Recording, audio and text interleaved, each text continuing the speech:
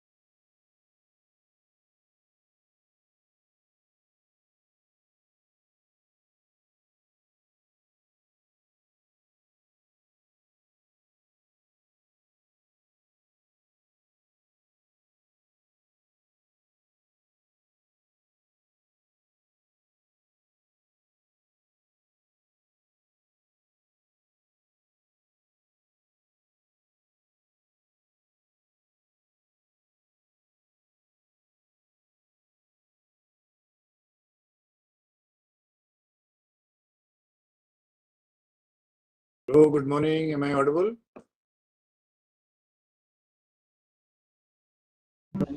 Yes, sir. Good morning, sir.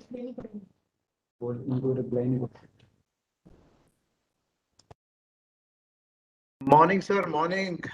Nice to have you early morning. Thanks for joining us. There are some last minute hiccups. Some rights are to be given to us by the CDAC Hyderabad. They are just organizing that the inaugural screen is displayed. Any moment we are going to start.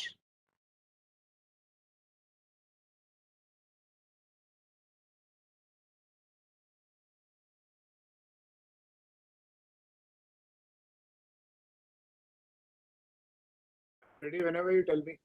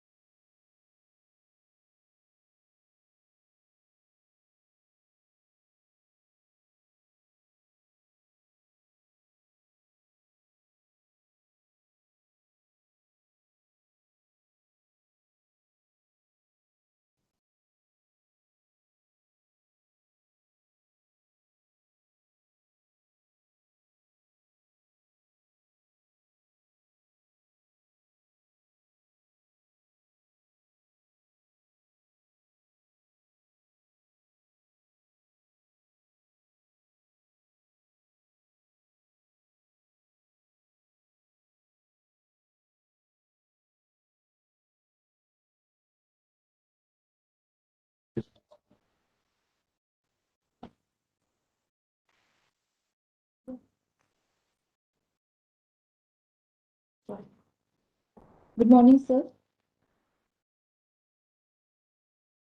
Am I audible, sir? Yeah, I can hear you.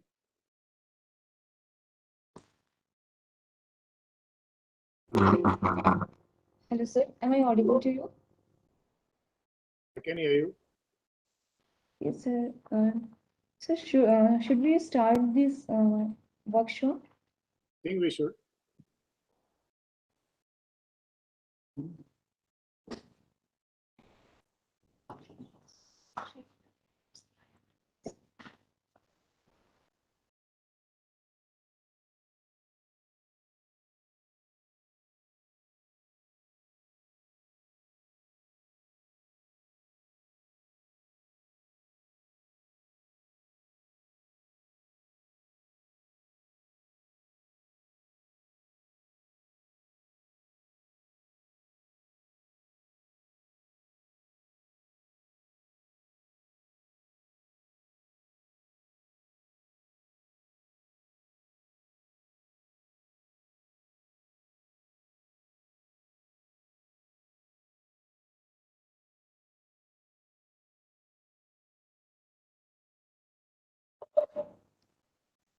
A very warm welcome to all present. Honorable Chief Guest, Lieutenant General Dr. Rajesh Pant, National Cyber Security Coordinator. Honorable Dr. P.K. Koshla, Executive Director, CDEC Mohali. Lieutenant Commander Pawan Desai, CEO Midcat Advisory Services. Dr. Yash Dhingra, Eminent Scientist 13, Shri Abhishek Solanki, Scientist 13, dignitaries, and all the participants present here. I, Megha Kumari, and my co-host Mansi Sharma welcome you all to the first day of this workshop on emerging trends in cyber risk assessment and management. As we are all aware that October 2021 is being observed as Cyber Security Awareness Month across the globe, CDEC Mohali, in tandem with Information Security Education Awareness, that is ISEA. मुझे आवाज नहीं आ रही. Sorry, sir. Go ahead, please. Go ahead. Yes, sir. That is Yes, IS you are audible now. Audible now. Go ahead. Okay, sir. That is ISEA bring to you all this pertinent and absolutely pivotal topic, which would encompass various aspects pertaining to the digital sovereignty and cyber preparedness of the country. Through this workshop, we intend to build a risk management framework through expert lectures by domain experts, deliberations, presentations, and question and answer. We humbly request all the participants to keep their mics mute and cameras off and attend the workshop earnestly. If you have any questions, set them for the end of the session and put them in the question answer box. Thank you, Megha, for introducing us to the brief idea of the workshop. It is rare that we get an opportunity to listen so many professionals all gathered at the same platform. So I urge you all to make the best of this workshop. On that note, without much ado, I request worthy Dr. P.K. Khosla, Executive Director, CDAC Mohali, and CISO CDAC, to kindly catapult the workshop with his welcome address. But firstly, I would like to take the opportunity to introduce you all to our Honorable Executive Director. Dr. P.K. Khosla passed M.Tech from NIT Kurukshetra in the domain of electronics and communication. He was awarded the University Medal for being a topper there. He always had a penchant for learning and knowledge. Therefore, he decided to carry his academic journey by enrolling in PhD. He did his PhD in electronics and communication from Thapa University. He started his career by joining as Scientist B in the prestigious Defense Research and Development Organization, DRDO. There, he founded the much sought after Embedded Systems Division in Terminal Ballistics Research Laboratory and headed it for 5.5 years. Moreover, he executed the Project Terra right from its genesis to its completion. The project was of high avail and had sanctioned a cost of mammoth rupees 100 crores. He has received several awards of eminence such as the National Technology Day Award 2012, the coveted Scientist of the Year Award 2015 from Ministry of Defense and Ministry of Finance, Engineer of the Year Award 2017 accorded by the Chandigarh University. He received Digital India Award 2020 in the category Innovation in Pandemic from Honorable President of India. On 18 December 2018, he took over the command of CDAC Mohali as Executive Director. Here, he heads multiple teams working in the areas of cybersecurity, health technologies, e-governance, artificial intelligence, agroelectronics, and quantum computing. He is superheading cybersecurity initiatives of all CDAC centers as Chief Information Security Officer, CISO. He has authored a book, several book chapters, and a numerous national and international papers. I invite you, sir, to kindly deliver your welcome address. Vansi, am I audible? Yes, sir. Okay. Lieutenant General Dr. Rajesh Pant, Honorable National Cybersecurity Coordinator, all the speakers from the government, the industries, the CDAC, all the dignitaries present in this inaugural session, all my fellow nodal information security officers from every CDAC center, all the participants present in this virtual meet from length and breadth of the country. On behalf of the entire CDAC fraternity, I welcome you all to this absolutely relevant and pertinent workshop on emerging trends in cyber risk assessment and management. At the outset, I would like to congratulate the CDAC centers who have collaborated to bring together domain experts of such high eminence. I am amply sure that all those who have joined and decided to participate in this workshop will, at the end of the workshop, have a much broader, deeper insight regarding everything that is germane to the cyber risk assessment and management. It's indeed proud privilege of all of us in CDAC and a delight to have General Pant as the chief guest of the inaugural session. It's his presence that has attracted nearly 250 participants to this workshop. Colonel A.K. Nath, Honorable Director General, CDAC himself wanted to be present in the inaugural session, especially when all CDAC centers are participating. But last minute commitments, some unavoidable circumstances have kept him away from it. And he has personally ensured that all NISOs remain present and attend every session. Friends, onset of pandemic in 2020 brought about unprecedented miseries in the world. Many lives have been lost. Many livelihoods have been lost.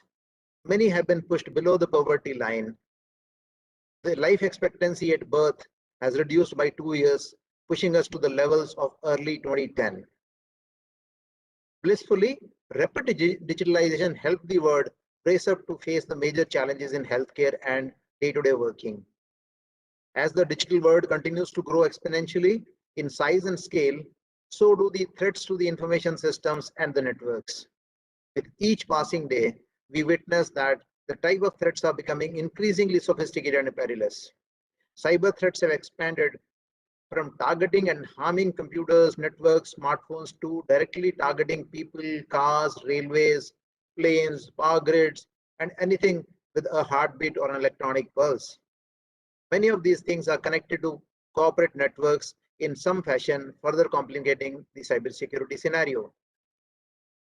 The subversive forces also have raised their ugly head.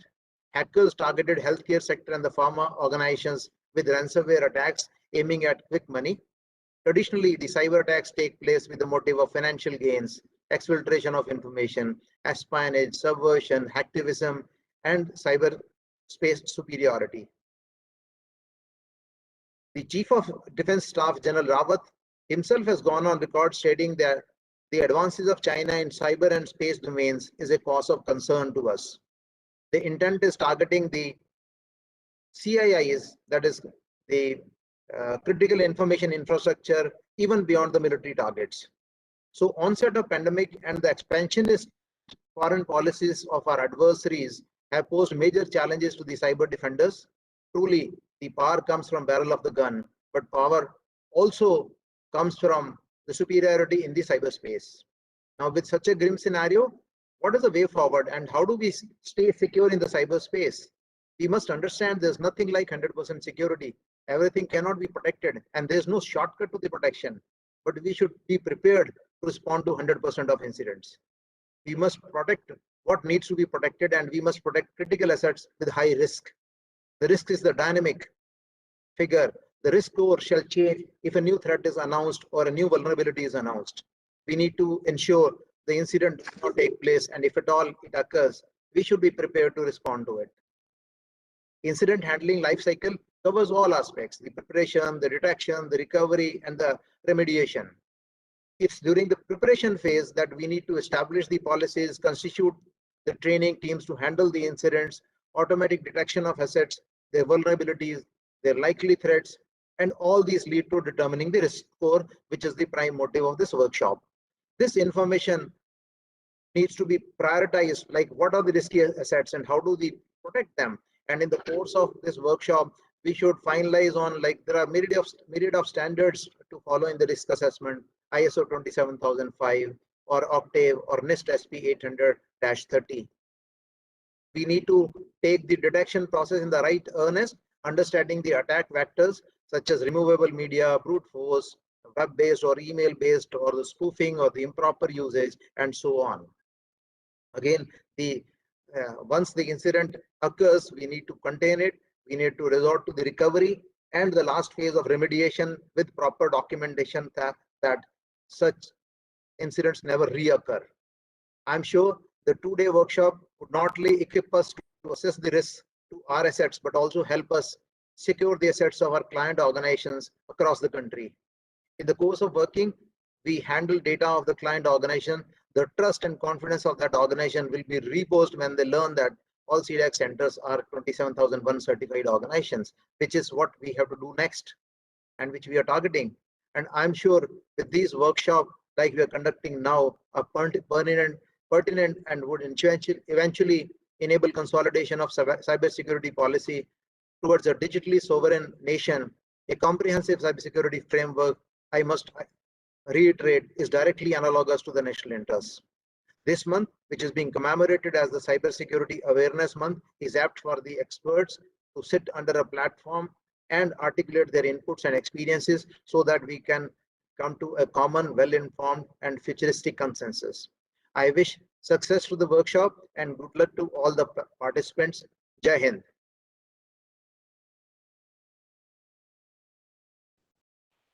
Thank you, sir, for the welcome address and enlightening the participants, and also reminding us that we are the cyber defenders and it is our responsibility to secure the cyberspace and be prepared to respond to the attacks. Now, I would like to take the opportunity to introduce you all to our Honorable Chief Guest, Lieutenant General Dr. Rajesh Pant, National Cyber Security Coordinator. Lieutenant General Dr. Rajesh Pant is an internationally recognized cybersecurity authority who is presently holding the prestigious appointment of National Cybersecurity Coordinator in the National Security Council Secretariat of India.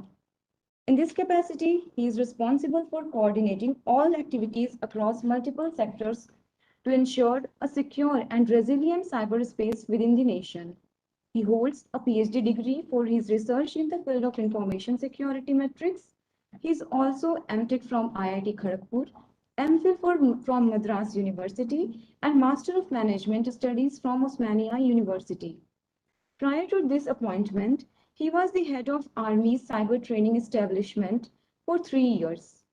He served in the Army Signal Corps for 41 years, wherein he was awarded 3 times by the President of India for distinguished service of the highest order. Consequent to his retirement, he was chairman of a listed electronics company, peer review member of NAAC, and governing council member of IETE India.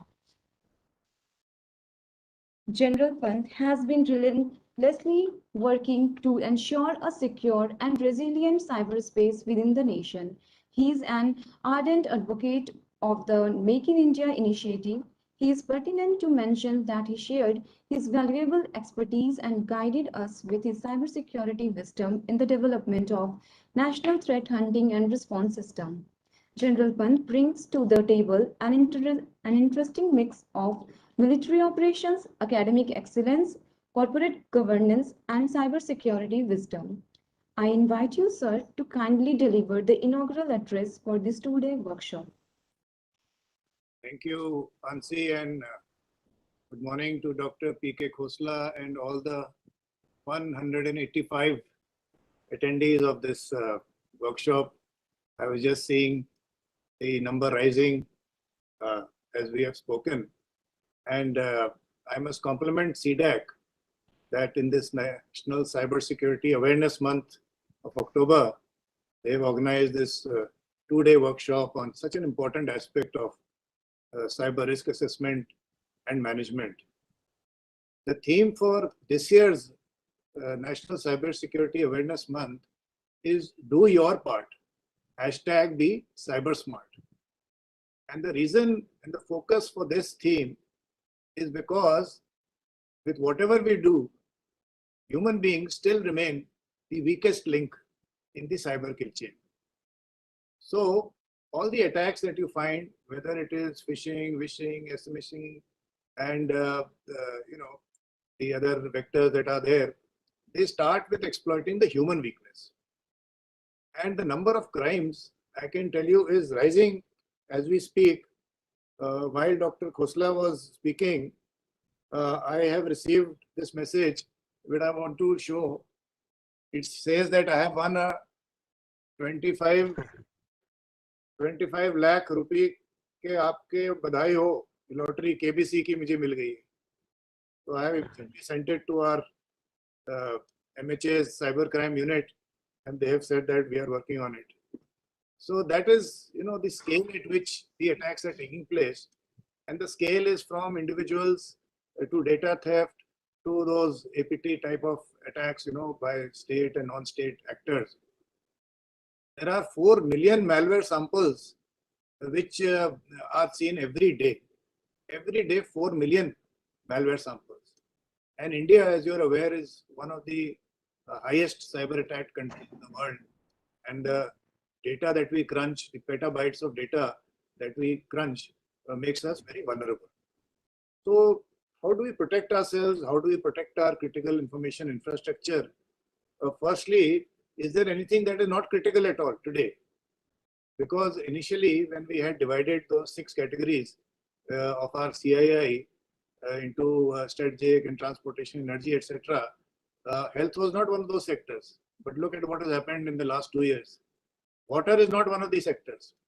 But if you see what has happened in Florida, in Israel, the hackers have attacked the water plants and made it poisonous because everything is automated today. Similarly, food today is not one of the cyber critical sectors, but the food distribution again is online. So if a hacker hacks into it and ensures that the food supply goes somewhere else, whereas the requirement is somewhere else, so you can imagine the mayhem and the chaos it will create. So this is a very important aspect as to how do we protect our critical infrastructure. And there is another saying that if everything is critical, then nothing is critical. So this is where the importance of risk assessment comes in, that we have to create our protected systems as they are called. And that is why in January 2016, the government of India showed immense foresight and created the National Critical Information Infrastructure Protection Center.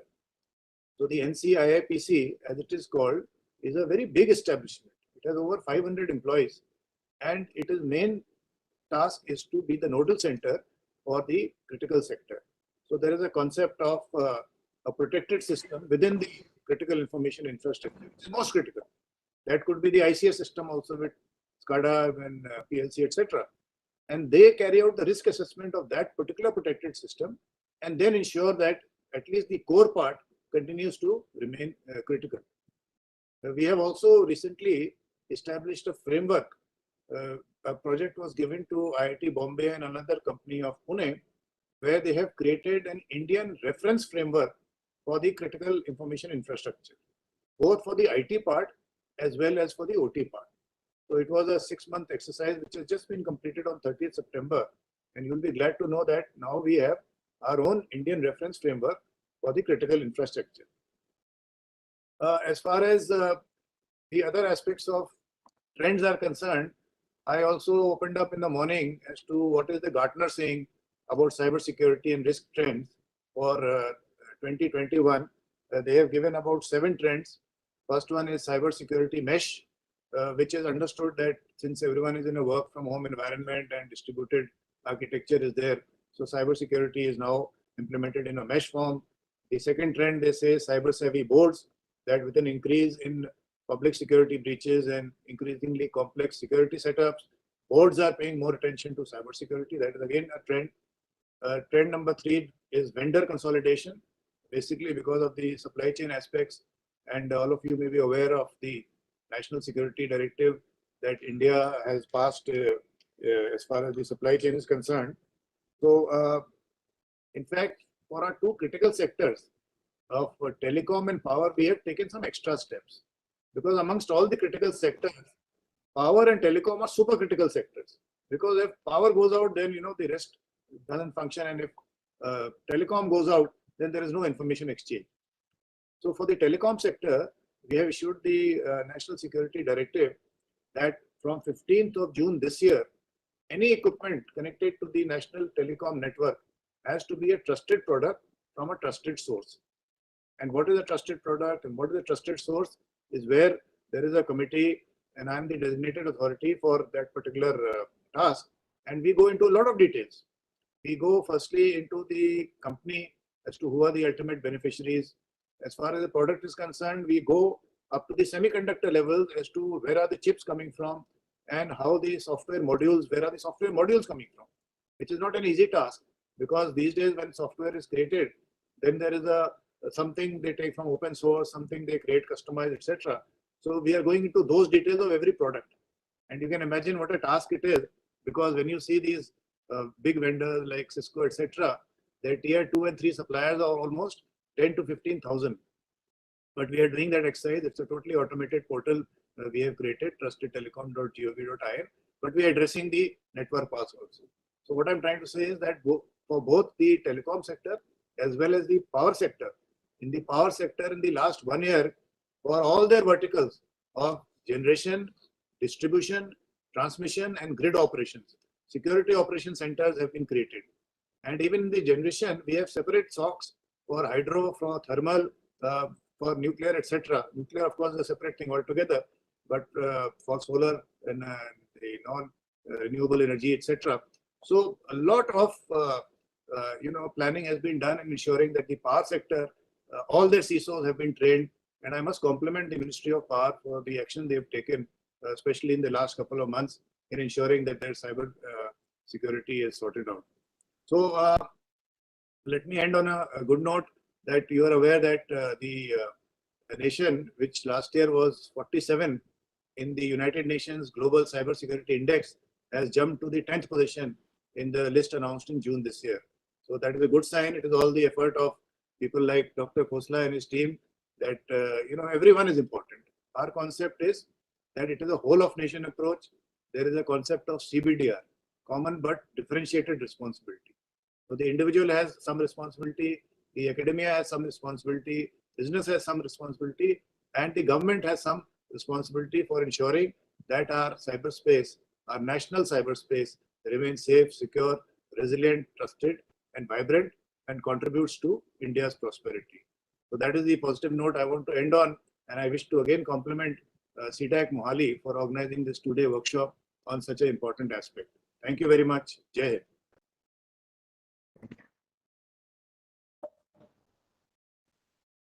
Thank you, sir, for enlightening inaugural address and gracing the occasion by sparing your precious time. You introduced us to a very important proverb, be cyber smart. You also threw the light on how humans remain the weakest link in the cyber system. It is appreciating that you shared how you were prompted by your cyber attack claiming to award the KBC lottery. As you said that today everything is automated and online, and it is important to protect our critical assets. We are honored to host this workshop, which would provide everyone with an idea to access the risk of their critical infrastructure and protect their assets. Now, I would like to announce that we have a tea break and the session will continue after 10 minutes. Thank you very much, General Pan sir. Every word you utter is a music to our ears and very informative. Thank you so much. Thank you, sir.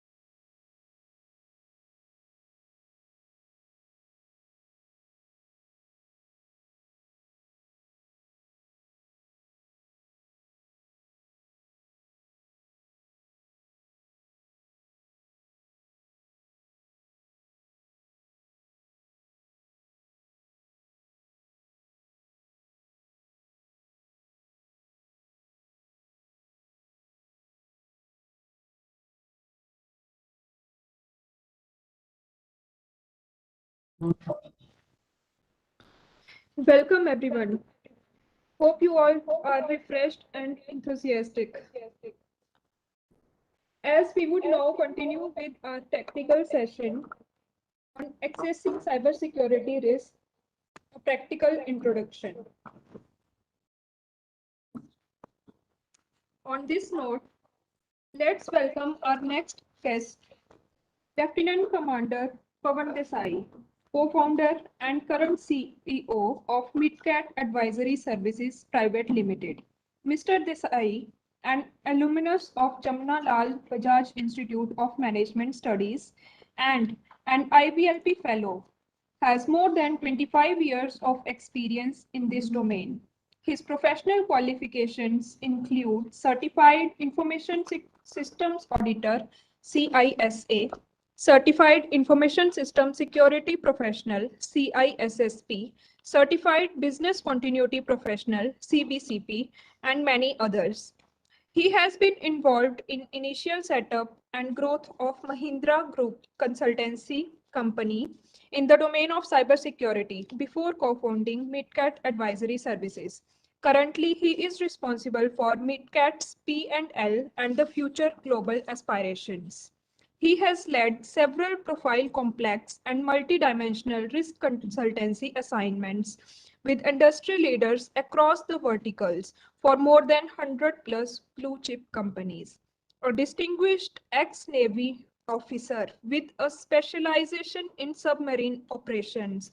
He is an acknowledged thought leader in security risk management and a strong supporter of convergence of cyber and physical security domains in future. Mr. Desai has authored several articles in professional journals and has been selected as one of the few security professionals in the country to be a part of delegation representing India in India-US Security Professionals Meet in US in 2014. As a part of Digital India initiative, he has been deeply involved in industry body in training more than 1,000 plus people on cyber safety awareness and certification. We feel honored to invite such a knowledgeable person among us to impart his expertise on risk assessment ISO 27001 standards. We welcome you, sir, to deliver your expertise on the topic.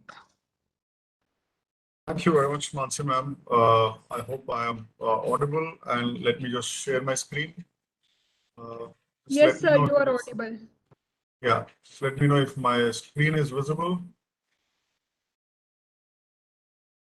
Yes, sir, it is visible. Okay.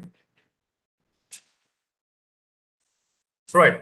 So thank you very much. I think Siraj Mohali, Mansi ma'am, Dr. Khosla, Dr. Janalpant. I think it was a very energetic talk and great to see India doing very well in the cybersecurity index and the way everything is changing, and we are moving towards that direction of becoming a more of a cyber safe, not only organization but as a country. I think.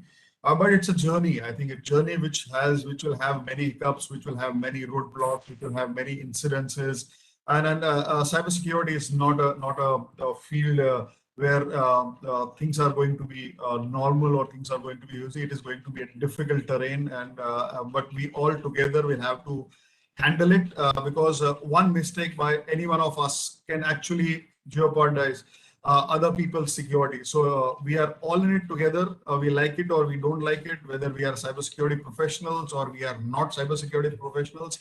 I think cyber risk is going to touch every one of us in some shape and a form. And how do we handle it is going to determine how good we or how secure are we going to be as a society. With that, I think start point. Let me start with I think the most important aspect of how do we understand cyber risk and how we are going to solve it. So I have only one slide. If we understand that, we are going to solve the cybersecurity risk very, very fast. So this is what I think what, as per me, the cybersecurity risk is. If you think technology can solve your cybersecurity problems, then you do not understand problems, and also you do not understand technology. Unless we figure this out, we are not going to solve this problem because the more and more we say that cyber technology will take care of cybersecurity risk. I think we are mistaken. Cybersecurity is going to remain, and it is going to be even more brutal and lethal as the days goes by, which is where. So that's what I feel cybersecurity is. So we have to understand holistically where the cybersecurity. Uh, just hold on. Just give me a second. Yeah. So we have to have a more holistic view. So what today I'm going to talk about is more about the risk management and the risk assessment, because it's very important to have the philosophy correct. So what are we doing? Why are we doing? And then how are we doing? Usually we start from the other side. We always start from how we are going to solve the problem. No, first we have to understand why, what problem we have to solve, and then go to the how part of it. And that is what we are going to discuss in next 40-45 minutes. And then maybe I'll be open for any question answers on that thing, right?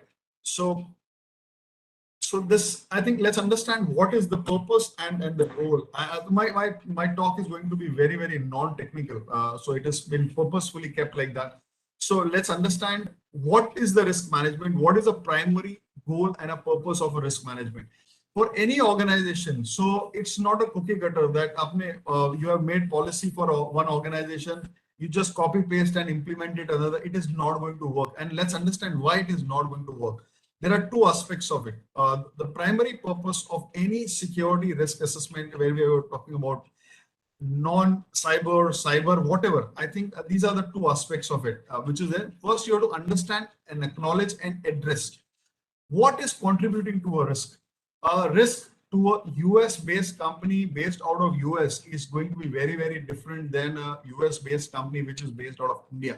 So we have to first understand, acknowledge and address what contributes to risk in the information security space, cyber and the digital space. And also very importantly on an ongoing basis. So it is not that we have done a risk assessment last year and the same thing for next 2 years, 3 years will remain same. It has to be ongoing, and we are going to talk about ongoing risk management and risk assessment, which is a futuristic thought, and that is where most of the organizations are moving towards. Second is to identify risks and address as per the organization appetite of to risk. Now, every organization has different appetite to risk. People in North, people in South think differently. I'm talking about only in India. Their way of assessing a risk is very different. The way they identify risks are very different. Similarly, every organization has a different way of risk, and they have different risk appetite. Let me take two examples here. We were working with two telecom companies in the past. I think I'm talking about almost 10, 12 years back. We are working with one of the best Indian company, which is Airtel, and I want to name these companies because then only you'll be able to understand what I'm trying to tell you. We were working with a company called Telenor, which was I think Swedish I think a Swedish company. I'm not sure on the origin, but yes, again, a great company. Both are excellent companies. So when we were creating the risk organization, when we are assessing the appetite of risk, we interviewed a lot of senior management, and we actually got a statement from Mr. Mittal. There's that we are present in most of the towns of India. We are running an empire which is, we have more than 10,000 people working for us, and maybe almost 7, 8, 10 times more contractor working with us. During that kind of the thing, we take care of every kind of a risk, whether physical risk, digital risk, we take care of everything. But when we are working in remote locations, when we are working with different strata of people, one odd incident and accidents can happen, which is an acceptable risk because we are working in various places. And in that, there is a possibility we will take care of everything. So intention is not bad. But there can be an incident where a fatality can happen because people are working on towers, they do rectifications, they work in night, they work in locations where there are no resources. So things can happen. So all the policies which get driven because of that thought process, the risk management is very different. And when we talk the same thing in Telenor, their senior management says that irrespective of where we work, what we do, a fatality cannot happen. If that happens, the current MD or a country head is responsible, and it can even go to sacking of the CEO or the head of country. So the risk management is very different. What changes? Are they both thinking that one company is saying we don't value people, or one company says we value people more? No. But the appetite to risk is very, very different in both the companies. Hence, all the controls, hence all the risk assessment, what we do, all the objectives of your business are driven by that. And that is where I feel most of the companies go wrong, because they do not understand the appetite of risk. What is business objective, and they start implementing controls, and that is where people go wrong in implementing controls. So either they underprotect or they overprotect. So it's very, very important as CISOs, or maybe the information security teams, or even consultants, to understand the risk culture of an organization and then build controls over that. Otherwise, they are bound to fail. Either you are going to overspend or underspend in this thing. So that is the primary purpose, if I say, of a risk management, and then everything goes down and it gets driven down. And once we have a goal, how do you achieve the goal? First, arrive at a methodology. What kind of methodology it is acceptable? We will discuss about various risk management assessment methodologies, but we have to arrive at certain methodology which is acceptable in an organization. Just saying that we are going to do quantitative risk assessment, it may not be possible, because the maturity of the organization is not there. They will not understand how to assign a value to a risk. Then drafting policies and procedures around it. Very, very clear-cut policies, very clear-cut procedures, how we are going to do it. Then creating a process around it, which enables these policies and procedures to be implemented on ground, and actually involving stakeholder, so that the implementation is robust. There is an accountability. There is a deterrence against if it is not implemented. Just by making a policy and saying that this is how we do things doesn't happen on that. That is not. Actual involvement, when the stakeholder involvement happen, and if you start implementing those policies, you will start seeing the reflection of that in the culture of an organization. So when people start saying this is how thing happens in our company, is called culture. And you will not see those cultures written down in policies and procedures, because when the policies and procedures get implemented for years and years together, and that is where the culture comes in. So it is ultimately the culture of the company, which, if you want a security related security driven culture, then all these things have to happen, and it has to be happened in multiple cycles. And that is where the security culture comes in. So that is the purpose of any security management, risk management process, or any framework which we have to implement. And that is how we are going to get an effective risk management on ground. Let's understand what are the elements of risk. I think this is where this you must have gone through many times, but I'm still breaking down to a very, very small, very, very understandable thing. Target is a bank or any BFSI, or we were saying any telecom company, or anything. It doesn't matter. There is always a target. It can be a person, it can be an entity. Target has to have a threat, which can be your competition, individuals, miscreant, adversaries, state-sponsored. Saying anything can be a threat, which is exploiting a vulnerability. Vulnerability is basically maybe a software-based, hardware-based, physical vulnerability. Anything is a security flaw which exists in the system. It can be a software-based system, physical, anything which is a vulnerability which gets exposed. Now, vulnerability can have a very limited exposure. You can have big vulnerability, but the exposure can be limited, or it can be a small vulnerability, but the exposure can be big. So when we do risk management and risk assessment, this is very, very important. These things are not, adequate emphasis is not given on these things, but very, very important. So unless you understand this flow, there is a target, there is a threat, there is a vulnerability which gets exposed, and you have to understand what is the exposure which gets exploited. Now, exploitation can happen physically, exploitation can happen technologically. Who will exploit? There has to be a threat agent. There can be you can have terrorists. there can be hackers, there can be state-sponsored terrorism, there can be a state-sponsored activities. There has to be a threat agent, which will actually, there can be an exploit and a threat agent, but ultimately you need to exploit it. Unless you exploit it, there is no risk which is there. So ultimately it gets exploited, which is there. So if your organization has not got exploited or hacked, doesn't mean these above things doesn't exist. They exist, but the exploitation has not happened. Just share you are lucky or you are not attractive enough on that thing. And then we come to the impact. So if all these things happens in the sequence in which it is mentioned, then there is going to be an impact. That is where you are going to lose money. That is where you are going to maybe inaccessibility. There may be some kind of an reputational damage to current business, to future business losses. A lot of things that happen, and all these combined become risks.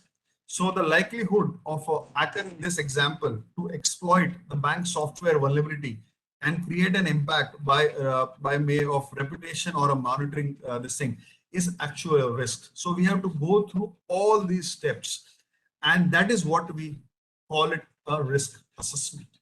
And unless you do all these steps in this sequence, you are not going to get a risk assessment which is comprehensive and effective. So ultimately the risk treatment or a risk management which you do of that is not going to be effective unless it is done in this sequence on that. So as a sample process, threat remains there. Threat is always there. How do we identify threats? By doing documentations review, by interviews, we identify assets, whether it is a critical asset, not a critical asset, all those things. How do you identify threats? By doing conceptualization, modeling, by reading about it, by seeing what kind of exploits are happening, security incidents are happening, by doing research. That is where identify threats. The combination of this, then we do vulnerability assessment. There can be an operational vulnerability, there can be physical vulnerability. So if there are operational vulnerability, we put controls like liability issues. Is it adequate? Is it people who are not adequately trained, training of those, putting policies in place? If it is physical vulnerability, then creating barriers, creating multiple line of defenses, creating electronic systems. If it is a plant kind of a location, maybe creating lighting, so adequate lighting, adequate barriers, all those things are physical controls on that. And then all these things combine, do a risk assessment, and then we go to the risk management. So as per ISO SMS framework, based on ISO 27001, what you see diagram on the right, bottom right, is basically a 6-step process where you define a security policy, define the scope of ISMS, do a risk assessment, which is part of a bigger risk management framework, select controls, and then the statement of applicability comes, where you have input factors and you have output factors. Inputs are basically your threats, impacts, vulnerabilities, your risk management strategy, and your current controls which are there. And your output will be your policy document, your scope, your suggested risk, your statement of applicability. All those things becomes your output. So this is essentially how a risk and assessment process happens. So this happens on the past. The topic is more of a future of risk assessment. So I'm going to talk about how does the future happen. So currently we are used to a very single way of doing risk assessment, a qualitative way, a quantitative way, a very site-specific risk assessment kind of thing. But I think the future is going to be a combination of that, because there are certain things which you can only do qualitatively. There are certain things which you can do only quantitatively. Just an example of COVID risk. How will you give a qualitative or a quantitative, because it never happened. So quantitative is good when you have past examples, when things have happened in past. But it is very, very difficult to give value if things have not happened in the black swan events, the gray rhino events. Very, very difficult to give value to that. So sometimes you will overprotect or you may underprotect. So the new assessment way of assessing is coming is a dynamic, a combination of this and a dynamic and a continuous assessment of that. So it's a constant assessment we do. So wherever there is a threshold crossing of happening, you change your controls. So it's a continuous things. So continuous, the way we say threat hunting or external environment management, which is happening continuously. Similarly, the assessment for an organization, we have to do continuous assessments based on various factors. And if we have to do continuous assessment, it cannot be a manual way of doing assessment. It has to be a automated way of doing assessment. Otherwise, it is humanly impossible to do a dynamic and a continuous risk assessments of that. And that is where the future is moving. That assessments will happen automatically and it will be continuous. And wherever there is a threshold change or a change from medium to high or medium to low or it is closing, automatically pop-ups are going to happen to various risk managers, and you need to take maybe decision based on leave it, do something, add a control, remove a control. That is how these things are happening. So as I was saying, COVID is a great example. COVID, in which we do continuous risk assessment. Today, what are the numbers in maybe Delhi or Mumbai?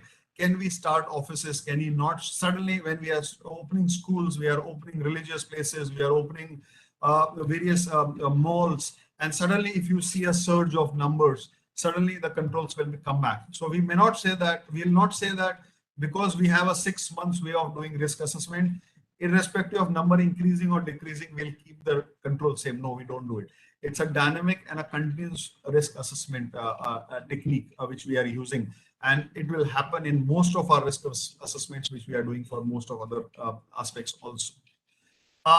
Also, what we are going to see is that this risk assessment is not going to be different. So currently we do we have a standard of 27001. We may have 27071, which is more on the cloud. Everybody is moving towards cloud. We may have 31,000 framework implemented. We may have PCI DSS, GDPR. We may have Indian GDPR, which is going to come, HIPAA, COSO, COVID. There are 100 things which we have to take care of it. If we start doing risk assessment for each separately, it is never going to complete. So we have to have a common framework which have to be evolved for each organization, and each organization will have different framework standards and regulations which will be implemented. So there is no simple single template which you are, it has to be template which has to be evolved for each organization, where you're going to combine all your policies, procedures, standards, guidelines, baselines, everything. So there is a difference between a guideline and baseline. Guideline is basically giving you a sort of a control poles, but baseline is you have to do this minimum. Like just an example I gave in COVID, because which is very, very relevant example. That center will give out a baseline that minimum this is has to happen. That minimum malls cannot run, saloons cannot run, office these things cannot run, swimming pools, gyms, they cannot run. Now states can take action based on minimum baseline. They can have more stringent, but they cannot go below the baseline of that. So that is what we call it, the baseline. So the central team or maybe HO might drive a baseline and a guideline, but each location may have to have a baseline documentation and controls which may be higher or more stringent, because based on the external environment, based on various other factors. And when we are going to have multiple framework standards, regulation, we need to merge that. Again, an automation, again, a framework which has to be continuously evolving and dynamic has to happen. Again, we're very, very humanly impossible to have all these frameworks and create Excel sheets, create a cross references. Yes, it is possible, but in a dynamic environment, it is going to be very, very difficult to manage this. So it has to be a very, very evolving kind of a risk management and a risk assessment framework. So one change in a PCI DSS kind of a regulation, it has to have a cascading impact.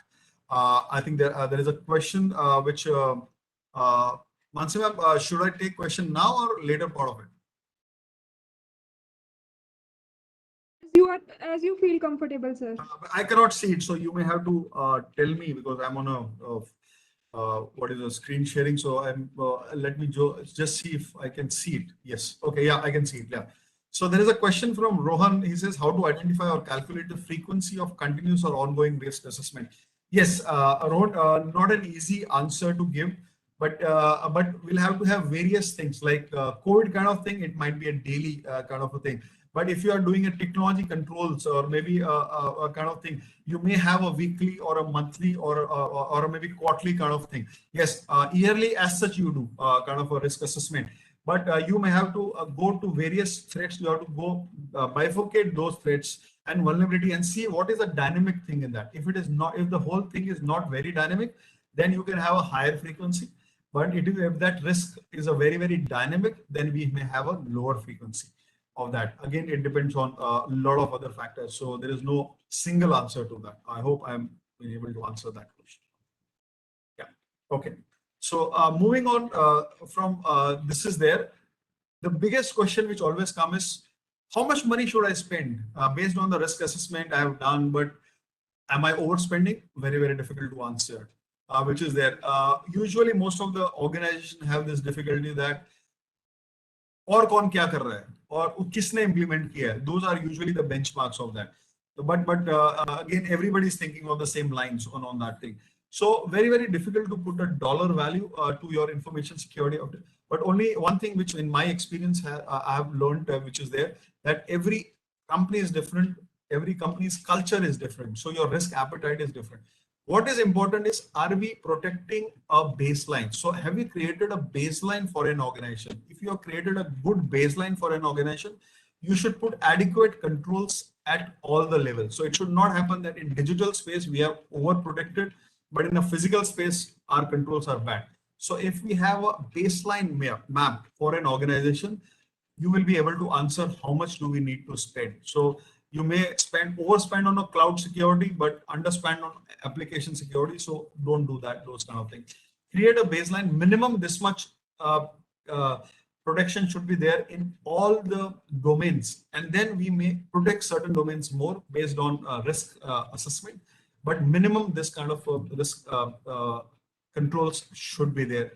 And second question which usually comes, which is asked when we do risk assessment and risk control, which combines, is called as a risk management, is that this has never happened, or what will we get if we implement encryption? What is the benefit to the organization? So very important that everything should not be taken into consideration from an investment perspective. If I invest a couple of crore in a few crores in implementing SIM, what is the benefit I get? We may not be able to get a benefit. Sometimes it is also about a loss prevention. Sometimes you have to show a picture of how much loss you will be able to save also. So it is not about how much positive, how much negative can you reduce the negative. That combination of that also will be able to create a business case for any implementation which is there. And also, what is the right amount? Very difficult question to answer. It is an iteration. It is a culture. Over a period of time, you will be able to judge that, yes, this is the right amount of control, or is it not the right amount of control. When you implement it for the first time, you may be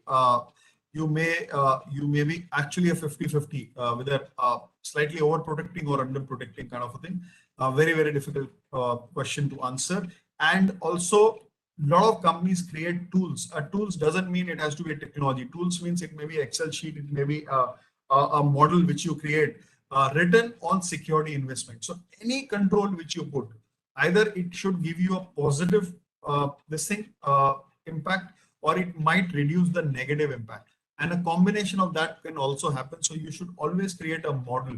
Then you will be able to justify better the entire risk management process. And that is what going to be the future. If you see most of the security risk implementation which is happening currently, people have no clue why they have done it. They have spent millions on SIM, but their basic infrastructure is not in place because there is a vendor which has done a great pitch, or he's been able to convince maybe CIO, CISO on implementing something, but your basic controls are not in place. So it's very important. Any control what we put, we should have a ROSI model, which is the short form of return on security investment. That what is it changing? How is it helping us in increasing the positive impact or reducing the negative impact? So that is very important. Going to that is very important to understand what kind of organizations are we. Whenever we are doing a risk assessment, there are only two kinds of organization: a transformational organization and transactional organization. This has nothing to do with size of the organization. It is everything to do with what business you are in. when you say transformational organization, basically what business you are in, it's a competitive advantage. So if you say Netflix, if you say Amazon, Flipkart of the world, all these things are transformational organization. And then there are transactional, like bank. Bank is a huge organization, but it's a transactional organization. It basically takes money from someone, it gives money to someone. Rest all is around that. So it has a products and services which services to client kind of a thing. It's a transactional. So in a transformational organization, the approach towards security is very, very different, because if there is a breach, the whole existence of the organization will be at stake, because that is what is your core. So if Netflix core software goes down, or the whole algorithm is impacted, it is their competitive advantage. If that is lost, it is their competitive advantage. But in a transactional company, it is only to manage those services you are doing that. So product and services are being serviced by people, by lots of other things which are there. So those things can have an impact. The impact is very, very different on that thing. So BPOs. So BPOs is a transactional company. It is not a transformational company. So when we think about security, we have to differentiate, are we a transformational company and a transactional? Because the security approach is very, very different on that thing. A management responsible for implementation. It is not the IT teams. IT teams are facilitators. It is usually the management who will decide what level of control should we have and how do we implement it. IT is facilitating them kind of thing. So information security is both management issue and a people issue. So HR, CEO, CRO, CFO, all have to be involved on that thing. And organization should address information security, what do you call it as security in terms of business impact and the cost. So it is not about the software which we are buying and they will solve the problem. First, understand the problem and solve it by using a technology or a people or a process on that. So ultimately, the image what you see in the left side, what you see is only on the above surface. There is an investigation or a breach happening which comes in the news. There is a regulatory compliance issue. This bank has got fined by SEBI for these many crore rupees. These are all what you see on the surface. But beneath the surface, there is a huge thing which is there. How is your risk management process? What is the cost of implementing the control? How will, if this breach happens, your brand may go impacted. Very, very difficult to put a value to which is there. A loss of intellectual property might happen, which is intangible. How do you do that? So there is a lot of things which is beneath the surface, and it is much more beneath the surface than which is above the surface, which is there. Yeah, but both are equally important on that. Right. Moving on from there, let me see. Yes, we have understood what kind of organization. Very quickly, you might have seen this diagram in various places. Who is interested in attacking us? It can be a mature experimentation just for nuisance value or just for doing a fun, where the level of impact is lesser, which are script kiddies and other thing. It may be done for money. It can be done for personal gain, which is insider threat, what we talk about, corporate espionage, all those things. And it can go up to APTs, state-sponsored attacks, APTs, and the entire, but the life cycle remains the same: intelligence gathering, initial exploitation, privilege escalation, and data exploitation. So we have to understand, we have to map when we are doing a risk assessment, which bracket we come to, what kind of means are there. We put advanced controls and we are solving a risk which is the first quadrant. It is not going to have, and having a low controls and we are solving a problem of APT, that is not going to happen. So we have to understand what are the means, motivation, and risk exposure. Motivation is a very, very important factor. We may have means, but why a person or an organization or a country is motivated to attack you? If the motivation is high, it's like a lone wolf attack or a suicide bomber. If the motivation is suicide bomber, it really doesn't matter if you have kept DFMDs in place, because his or her motivation is to get blasted. He doesn't care about his or her life. So the controls you need are very, very different compared to just a person who wants to get maybe a small metal chip inside your organization or a pen drive inside our organization. It's very, very different. So we have to understand that aspect of that. Why do these adversaries attack you? It may be because of replicating your very, very important. I go to a lot of companies. They do not know, they have implemented everything in place, but they do not know what are they protecting against. It is to protect your IP. It is to which is from profit making, because a ransomware can do damage to that. It is to steal customer data. What are you trying to protect? Just saying everything is confidential doesn't help. We have to understand what business. Are we a transactional? Are we a transformation company? What is a greater aim? Just to keep access to that, is that a greater aim? If it is a nation state kind of an attack kind of thing, which is there just to exploit trust relationship, because a lot of companies we go to, a lot of professionals we go to, there is a trust, there is a brand. Is that this company, if I give my, like if you go and put your gold in a locker, it is a trust between, it's a trust factor. If you read that whenever you sign, when you're opening a locker, bank is not liable actually, whatever goes, which is there, but you trust bank that gold or whatever papers or what you have kept will be safe there. So exploitation of trust. So that is very, very important. And I'll just skip a couple of slides on that thing. So whenever we are creating a risk assessment and a risk management framework, we also have to create deception. This is where we do not, I think future will lie in deception, because disinformation as an organization, we have to promote disinformation in some form, because we have to, it's like a honeypot or something, creating that, whatever we want to create it. We have to create disinformation, because disinformation creates misperception. It creates misapprehension and it creates misprediction. Let me explain each of them, which is there. Misperception is, you may be attractive target, but if you are creating a misinformation, your target, as a target attractiveness might reduce. They may not be interested in attacking you. Misapprehension, you may create models which are different. You may show something, say something kind of thing. And misprediction is about exploitation. A pattern should not be same. You may be unpredictable in terms of doing things. So all the combination creates deception.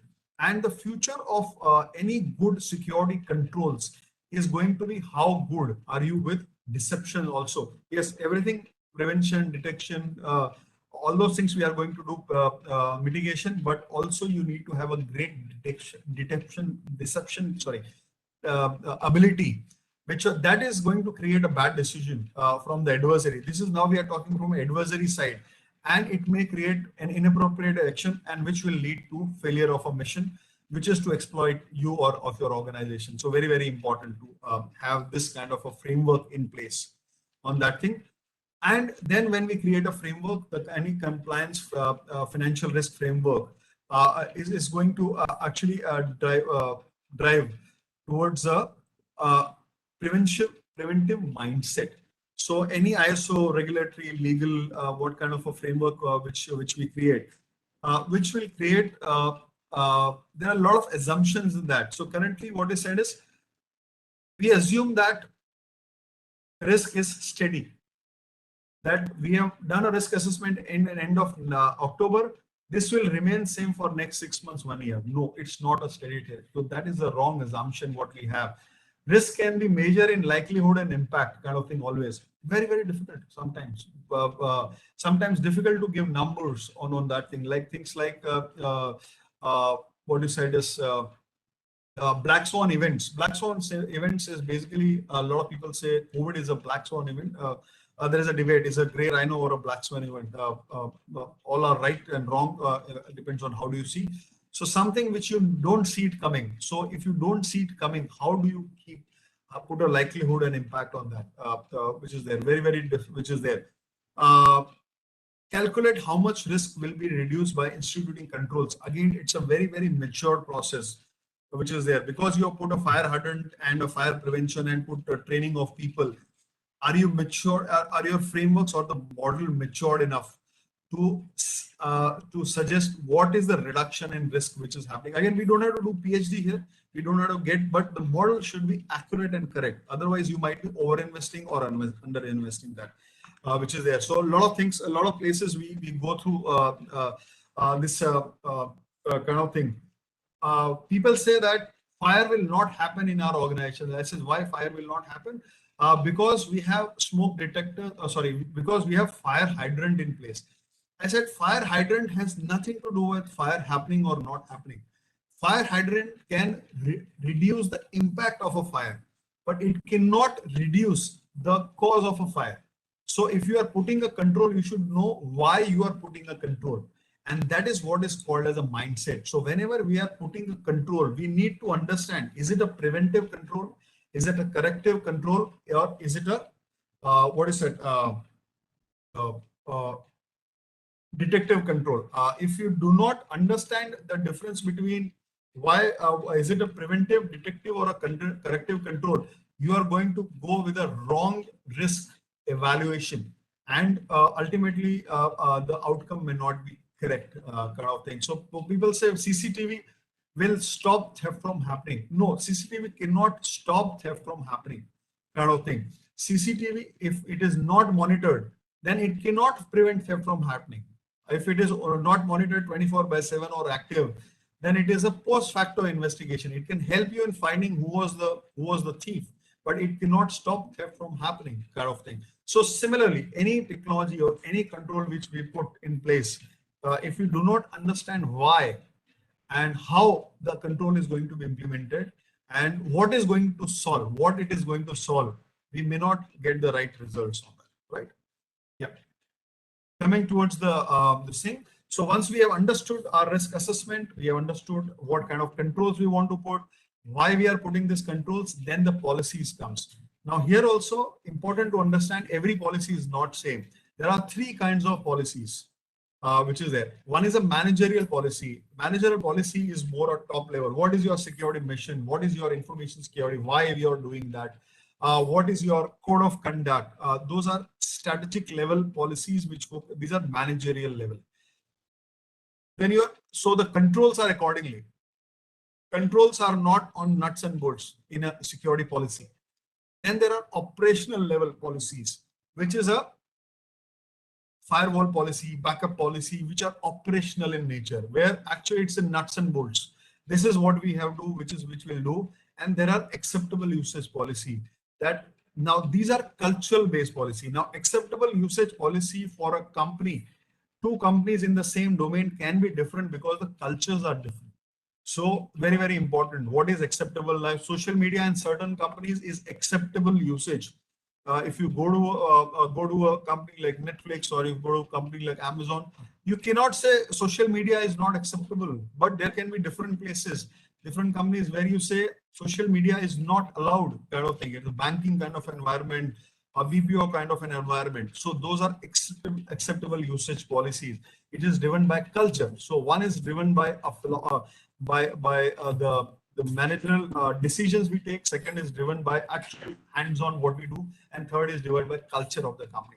So we should understand what kind of policies are there. The controls will be accordingly made on that thing.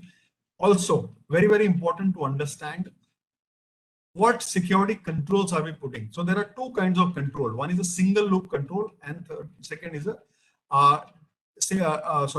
just put wrong image. My mistake. I've not put the double loop learning here. So you put an action, there is a result. So here you don't do a root cause analysis in the single.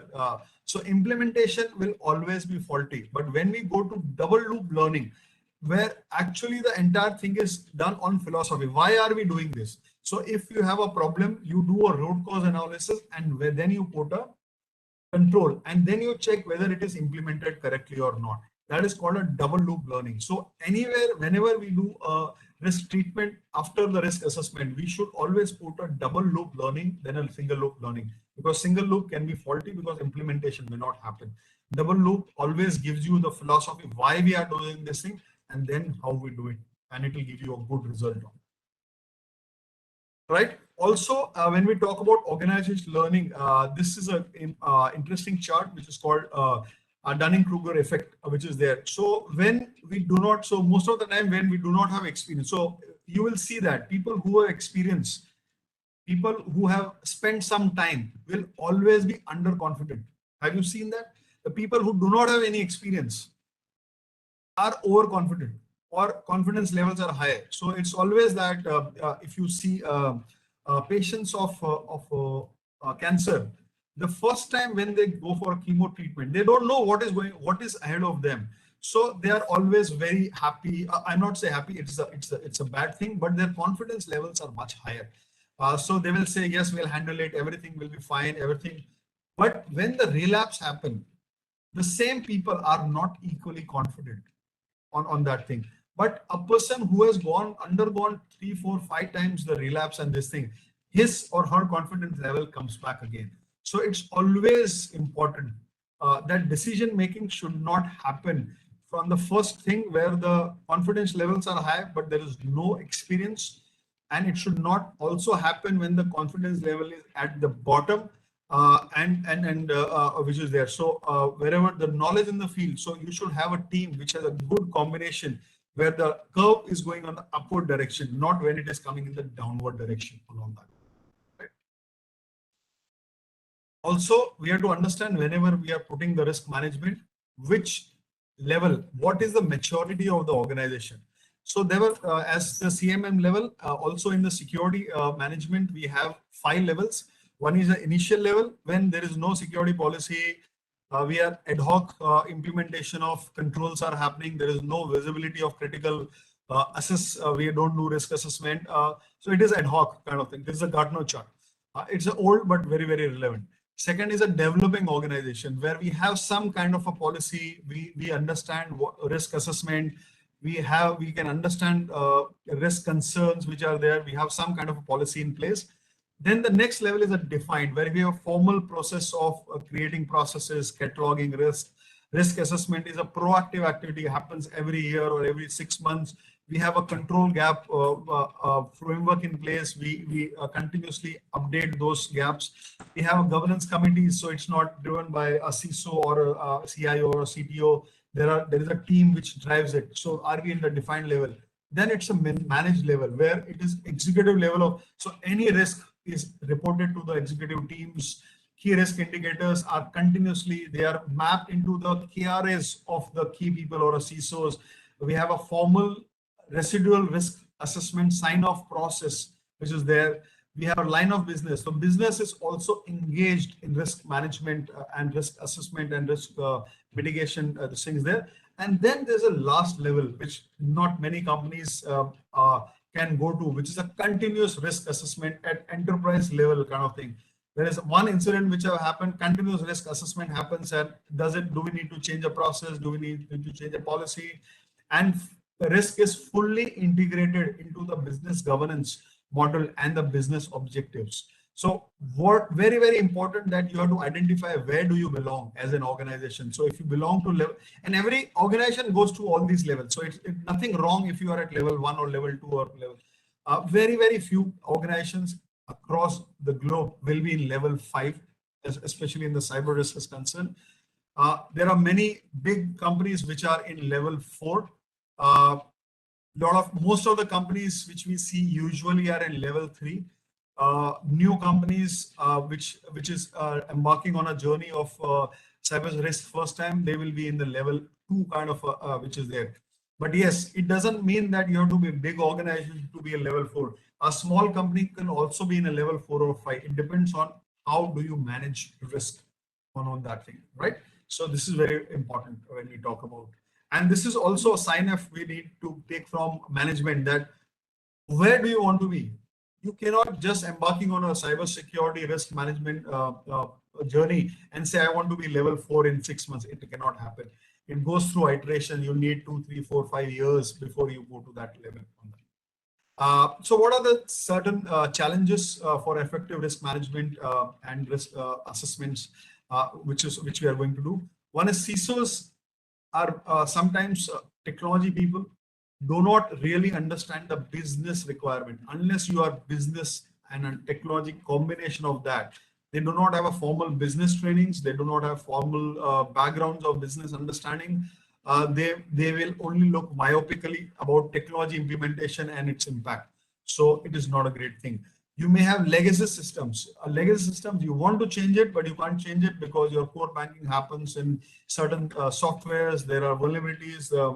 Lot of issues are there. There can be burden on compliances from the regulator because regulator wants you to do certain things which may not fit into the schema of things.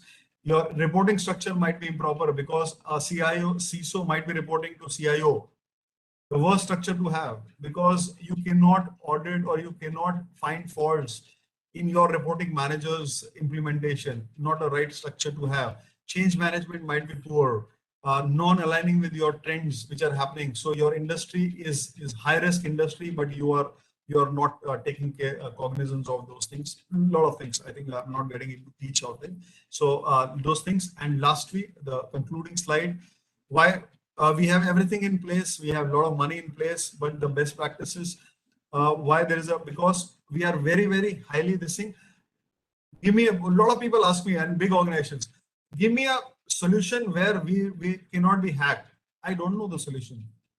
You can implement everything and anything, still you may be attacked or you may be breached. So and these kind of companies always like to rely on prevention more. If you say out of 100 rupees, if you have a budget, if you spend 80 rupees on prevention, that's not a good strategy. You may spend 40, 50, 60, but you may have to spend 20 rupees on detection and 20 rupees on what you said. When it happens, can you reduce the impact of that?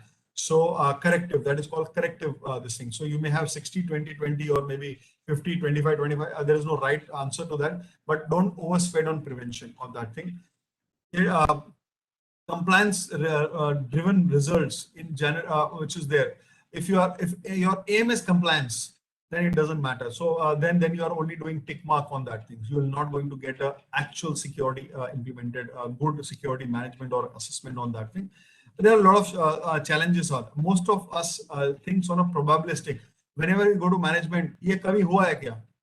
Is it going to happen? कितनी बार flooding हुआ है? कितनी बार fire हुआ है? कितनी बार breach हुआ है? Hacking हुआ है? या ransomware attack हुआ है?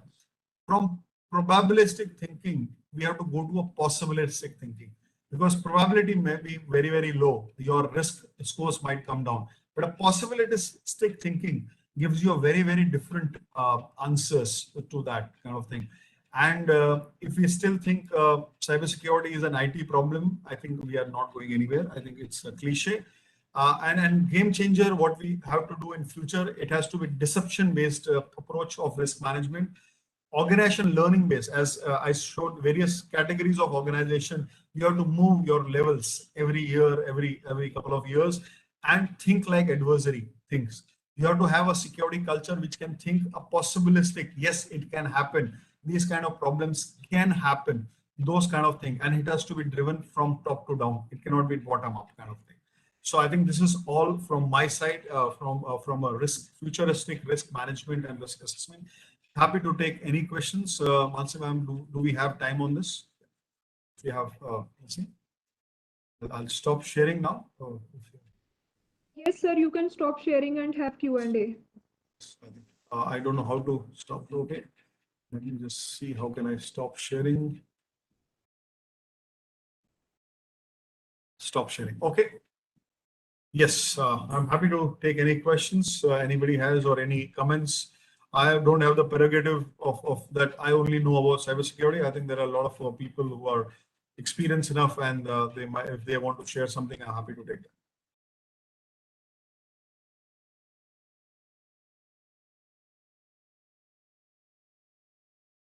Is there any question?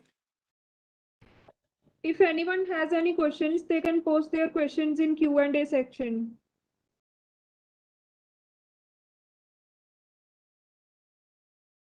Or you can also privately send your questions in a private chat to Mr. Desai. Yes, okay. There is one question which I'm not able to read it, correct? This thing is it. How do I see the questions? Not able to see that. Mansi ma'am, do you want to read that question? I'm not able to see the question. There is a question, but I'm not able to read it. Yeah, Okay, I could get it. When it comes to risk management, you mentioned that what we spend as a security purpose and sorry, I'm not able to get the question correctly. Somebody wants to explain the question, please?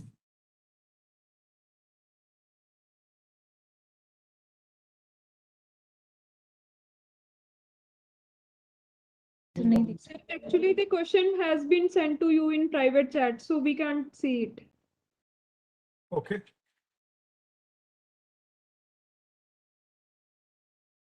How do I go to chat? Yes. Okay. Now, when it comes to risk management, you mentioned that it's what we spend as a security purpose, and we people are very much fond of searching those things which works for others. So, do you think we are trained to have a cyber? Yeah, a good question. Do we have a cybersecurity mindset? Uh, I don't know what is cybersecurity mindset per se. I think what we have to understand is we have to have a business objectives very clear. So we have to have a understanding of a business what we are in. We understand what we are protecting. Once we understand what business we are in, क्या करना चाह रहे हैं?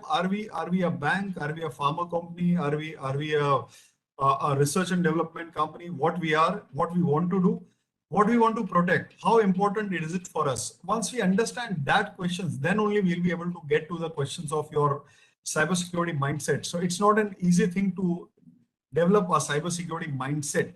Either we have a risk mindset as a culture or we don't have. There is nothing called a cybersecurity mindset. So companies have a security mindset or we don't have a mindset kind of thing, because they will handle all the risk equally. So it is not necessary they will handle cybersecurity differently and a physical security risk differently or a forex risk differently. Either they manage risk well or they do not. So I'll say there are only two kinds of companies which either have a good risk culture or do not have a good risk culture. There is no third kind of a company in that thing. And it's an evolving thing. It's a journey. So over a period of time, you build up culture. It's not an overnight which you build up a culture. I hope I'm able to answer the question. Yeah. Okay, I think that's what that's the only question I see. Anything else anybody has? Otherwise, I think I'm done from my side. Excuse me, sir. Yes, There is please. one question in the chat box. How honeypot and deception technologies may Yep. solve the risk assessment of an organization? No. I never said we have to have a risk assessment has anything to. What I said is when we create risk treatment plans. So when we do risk assessment, we identify our major threats. So we come to a risk. What is the risk from a threat and vulnerability, and a combination of that, what is the impact of it? So now we have to do a risk treatment. So when we do risk treatment, deception is also one of the methodologies which can be used to misguide the adversary. So deception is a risk treatment thing. It is not a risk assessment kind of thing. I hope that is clear on that.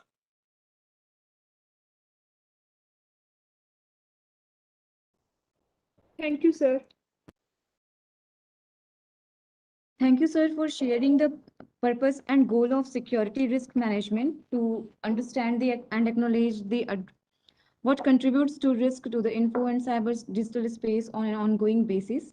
And its realization depends on the elements like arriving, accepting a methodology, stakeholder involvement, etc.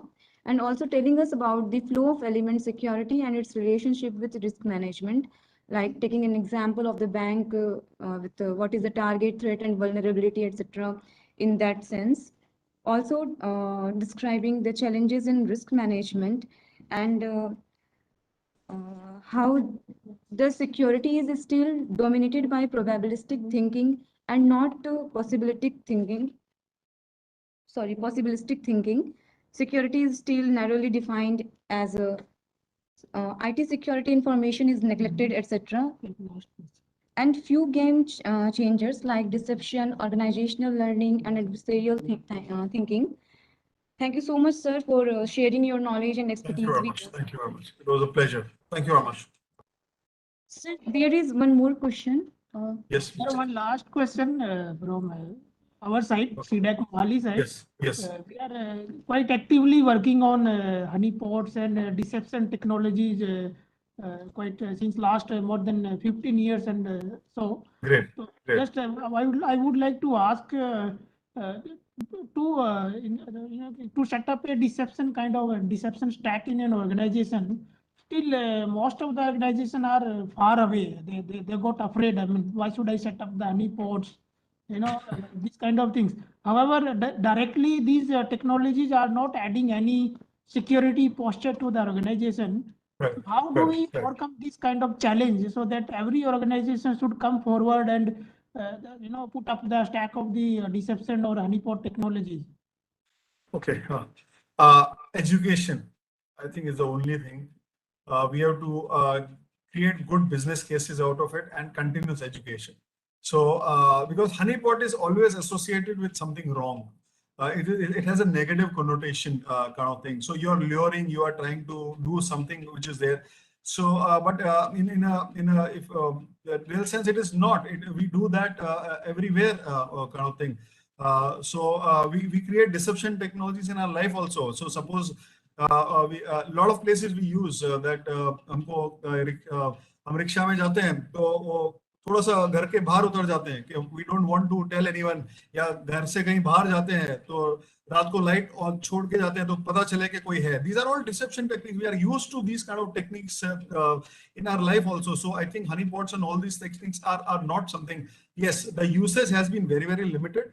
So I think education and showing the value out of it is the only way out of, and it will take. It's again culturally it doesn't come to us to create deceptions on that thing. We have a negative connotation, but we see what we do in our life.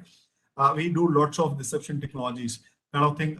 So I think it's about education and more about speaking more about these things. That's the only way it can happen. I think that's the only. So I don't think so. There can be regulations around these which can come. On that. Thank you, sir. Thanks a lot. Thanks a lot. Thank you so much, sir. Now, next in series, we will be presenting our work. Madam, just thing is, somebody, people wanted my contact ID. I have put it in the chat box. If they want, they can take it. I hope, or you can also put it, please. Yeah. I hope it has come on the chat.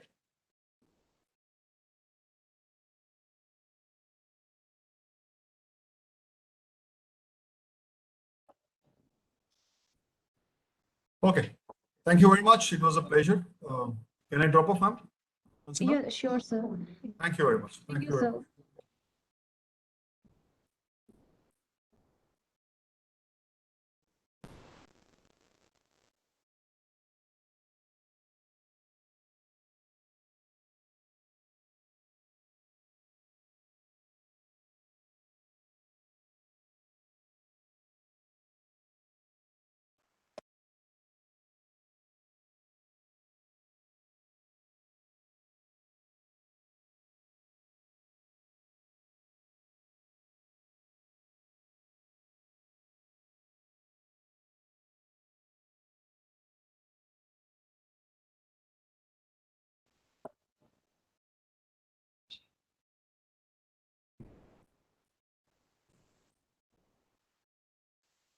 Now, next in series, Mansi Sharma and I, Megha Kumari from CDEC Mohali, will be telling you about automated asset discovery and risk assessment.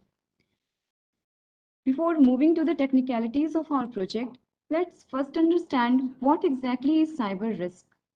With the advance in technology, cyber risk has become one of the fastest growing threats to businesses. Cyber criminals are using it to compromise and steal organizations' assets. While cyber risk may seem self-explanatory, it's not always clearly defined and may mean different things to different people. At its most basic level, however, cyber risk is any risk associated with financial loss, disruption, or damage to the reputation of an organization from failure, unauthorized, or erroneous use of its information systems. Few examples include phishing, cyber attacks, data leaks, denial of service, ransomware, impersonation, etc. Now, expanding some of these examples further, phishing is a cybercrime in which targets are sent fraudulent communication via email, telephone, or text messages that appears to come from a reputable source and can steal sensitive data like credit card and login information. Similarly, ransomware is a form of malware that attempts to encrypt our data and then extort a ransom to release an unlocked code. Therefore, in order to minimize these risks, it is important to perform a cyber risk assessment. It helps to detect and alleviate the security risks. In our model, we have used ISO 27001 standard as it provides a framework of standards for how a modern organization should manage their information and data. Also, as previously said by Lieutenant Commander Pawan Desai, that information security management governance starts with the adoption of security policies, procedures, standards, guidelines, and baseline. So here in our model, it is based on the as it is based on the risk management principles and focuses mainly on the information security controls. We have used ISO 27001 standard in our framework. According to ISO 27001, risk can be defined as the intersection of assets, vulnerabilities, and threats, as you can see in this diagram. An asset is any data, device, or other component of an organization system that is valuable. It may contain sensitive data or can be used to assess such information. For example, an employee's desktop computer, laptop, and critical infrastructure such as servers and support system, etc. A vulnerability is an organizational flaw that can be exploited by a threat to destroy, damage, or compromise an asset. For example, vulnerability in a software due to its complexity and the frequency with which it is updated. These weaknesses can be used by criminal hackers to access sensitive information. A threat is any incident that could negatively affect an asset.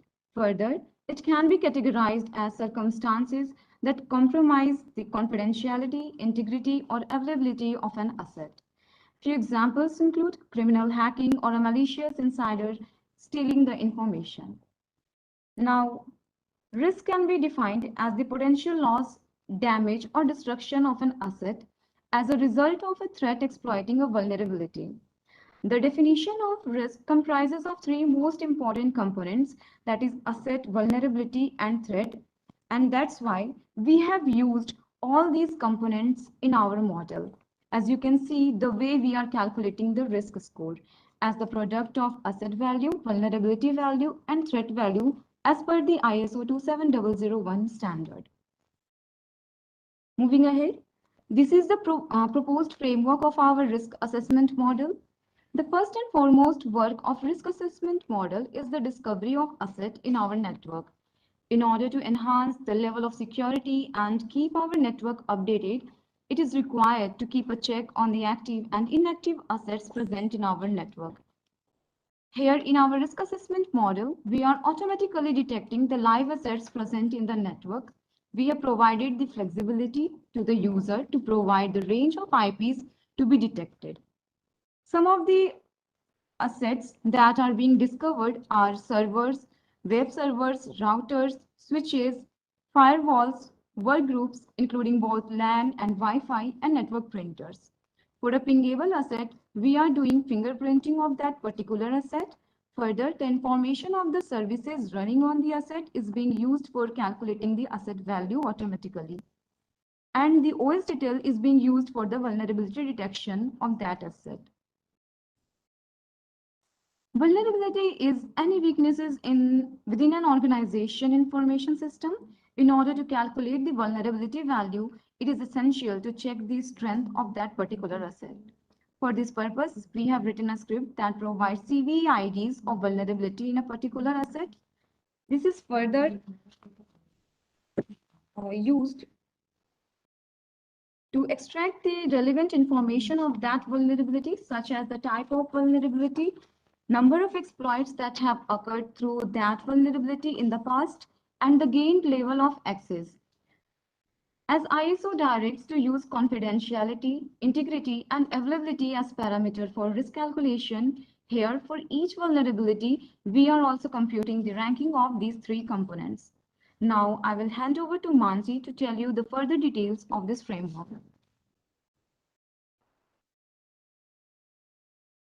Good afternoon to all the joinees.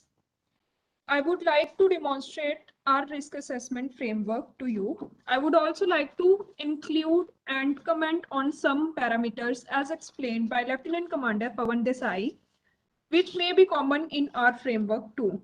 So one of the major things for risk assessment told was why, what, and how. So this is the question and the need. That why do we need the risk assessment? For what assets do we need the risk assessment, and how are we going to perform that risk assessment? And as explained by Mr. Pawan Desai, we also need to understand, acknowledge, and address what contributes to our risk.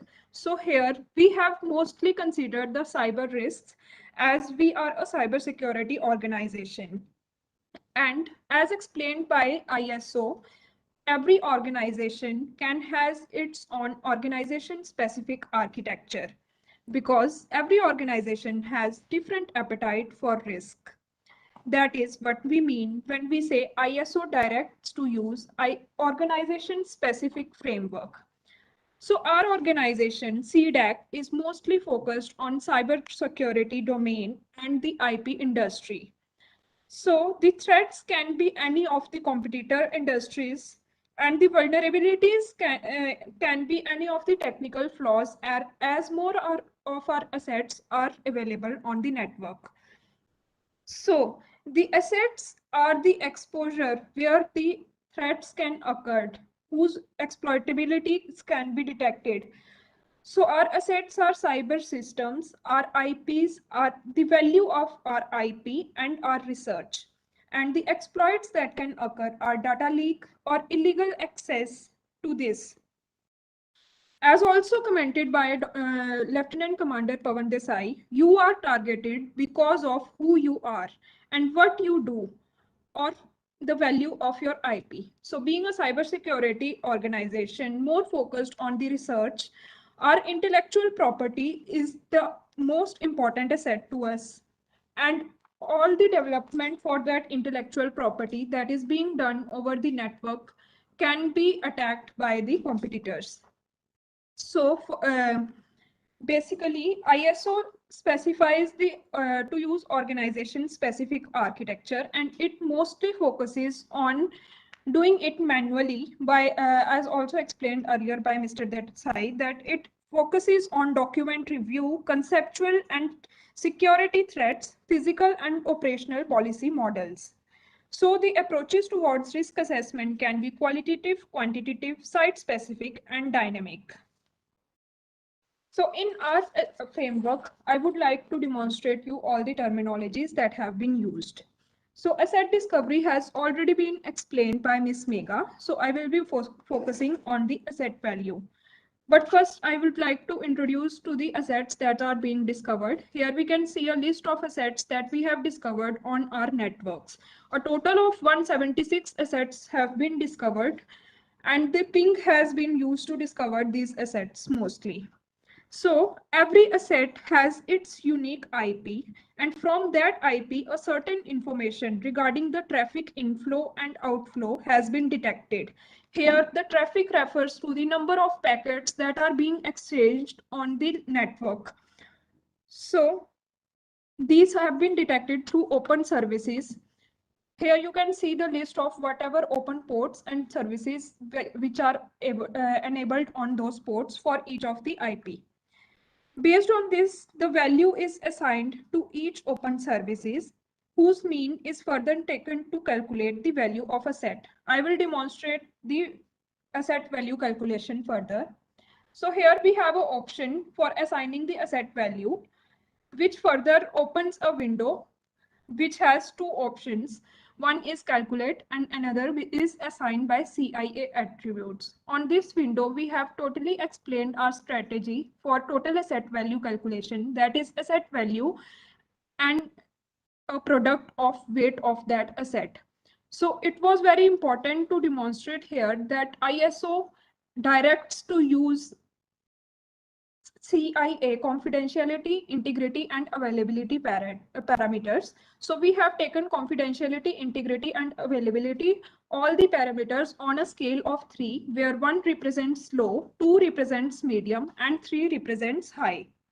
Further, each asset is assigned with its respective weightage. The weightage of asset is organization specific and can be provided manually by CISO, ISO, or network or admin of that organization. So the manual option that you can see in this slide, manual input for value of asset calculation also assigns assets based value on the parameters defined by ISO standards, which include confidentiality, integrity, and availability. We will also give you a live demonstration of this in our further slides. Now, the mean of confidentiality, integrity, and availability values is taken to calculate the base value of the asset. Further, the weightage of asset is a necessary part to find the value of the asset.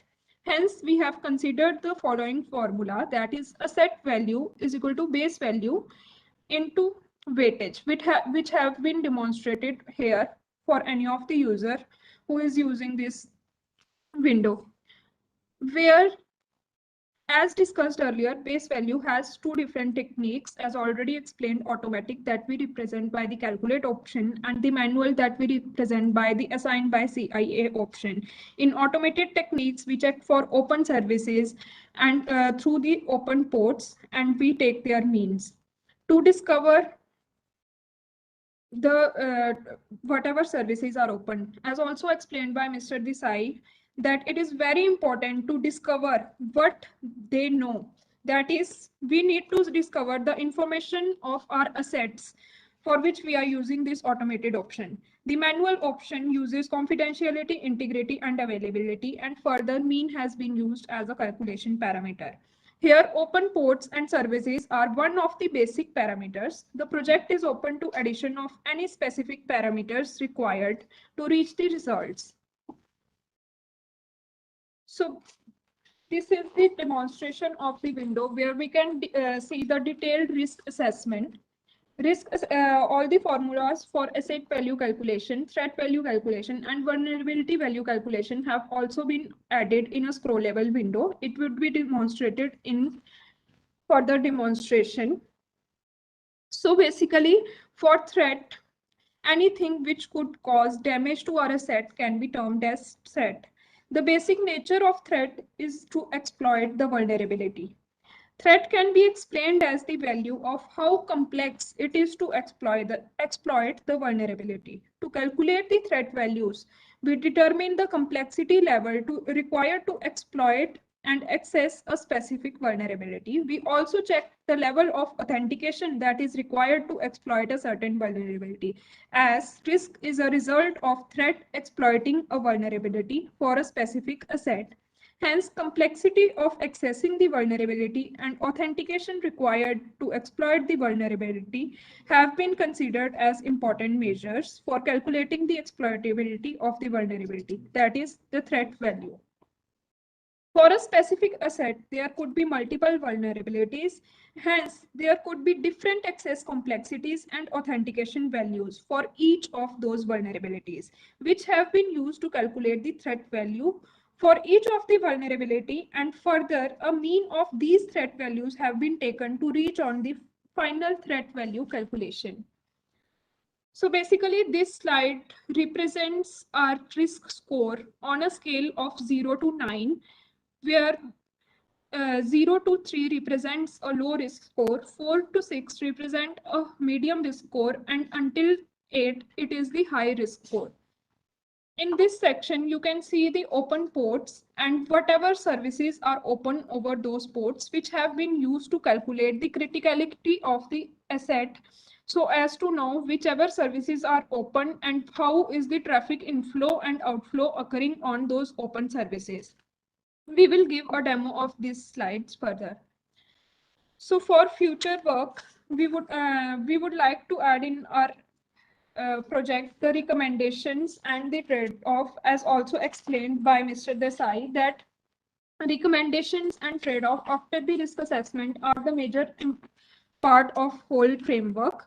Then further check the impact and likelihood for all the risks calculated for implementing the controls. Once the controls are implemented, then we would like to use the policies that can be like managerial, operational, and strategical policies which can be implemented as ISO directs to use security controls for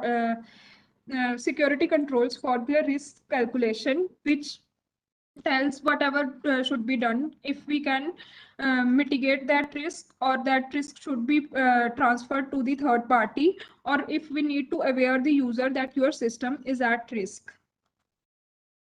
Thank you. We will further demonstrate the demo.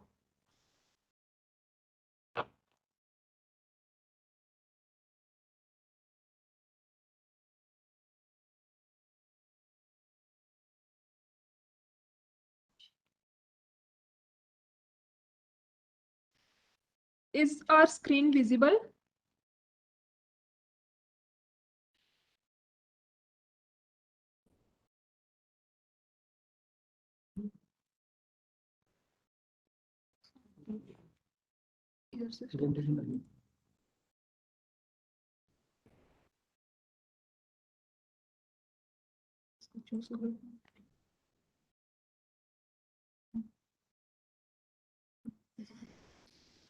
So basically, this is the whole demonstration of our project. All the assets discovered and their values and the further details calculated have been displayed, and we are working on this. So this have been deployed on a local host. So a total of 176 assets are discovered. Now we have opened the asset valuation option for the asset with IP 10.228.0.28. Here we have two options for value calculation. One, as I demonstrated, is the calculate, and other is assigned by CIA. For each of the parameters, a rating of 3 is set to be high, 2 as medium, and 1 as low. So if we choose the calculate option, it would calculate the asset value. If, like you can see, it is in progress. Once the asset value is calculated, this asset value is multiplied the asset weight, which is set by CISO or network admin. We can increment the weight. So whenever we click on the assign value option, the final asset value will be assigned. So here, as we can see on assigning the asset value, 2.07 value has been assigned to the asset with IP 10.228.0.28. So further, we have the another option that is assigned by CIA, which is the more focused option as directed by ISO 27001 standards and also ISO 27000 series, where we need to consider three parameters, that is confidentiality, integrity, availability. These are the initial parameters. We can further also add authentication and non-repudiation parameters in this framework. So we can add the asset values.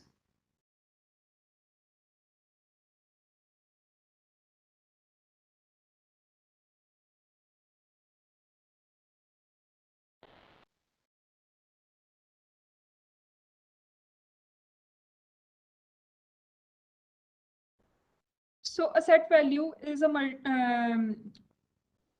depicted here as 1.36, and asset weight that was set to 1.033. So total asset value we have for is 1.4 that has been assigned to this asset. You can see it in the option here.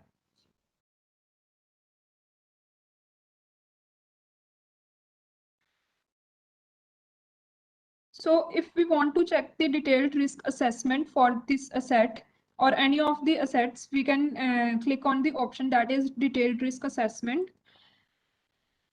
So here we can see that this IP 10.228.0.21 is at a risk score of 6.38. We have added a scrollable window over here which depicts all the formulations that have been used for asset value calculation, vulnerability value calculation, and threat value calculation to reach upon this risk score for this particular asset.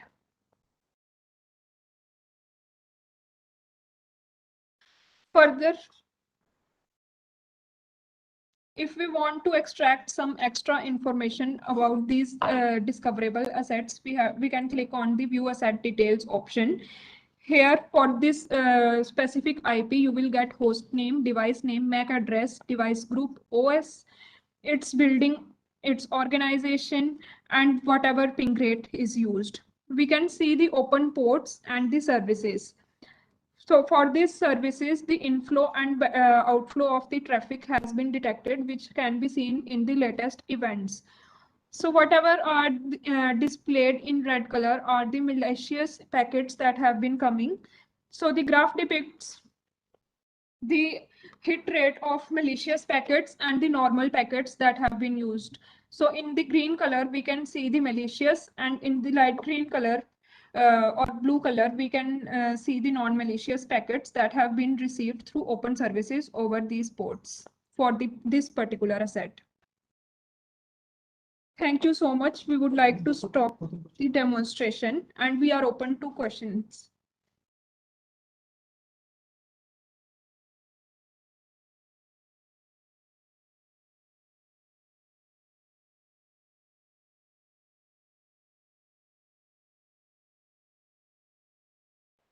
First of all, there is a question is if rogue asset can be detected or not. So yes, it can be detected if it is present on your network and it is live. We can just simply give the range of IPs to be detected and it will detect the available asset on the network. So next question we have is what is the weight of the asset? So for weight of the asset, that is asset weightage option, as directed by ISO standards, every organization has a organization specific architecture, which means that the value of assets would be differing from every organization. As we are a research organization, so our assets related to IP and our research would be more valuable as compared to any other assets. Let it consider be a case of Indian Oil Corporation Limited. So for IOCL, their assets will have different value.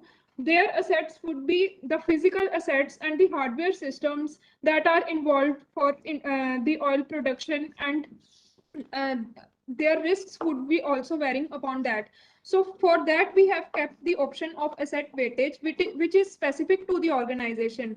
If we are deploying this architecture in some other organization, then they can keep the weightage for their assets according to their value, because the network admin of the organization would be knowing how much which asset holds the value for their organization. For example, we can consider a simple example. The asset, let us consider it to be a laptop of executive director, would have more value as compared to laptop of uh, any other receptionist in our organization. So asset weightage is the value that that particular asset holds, which can be set by the network admin, CISO, or ISO of the organization. I hope I am clear.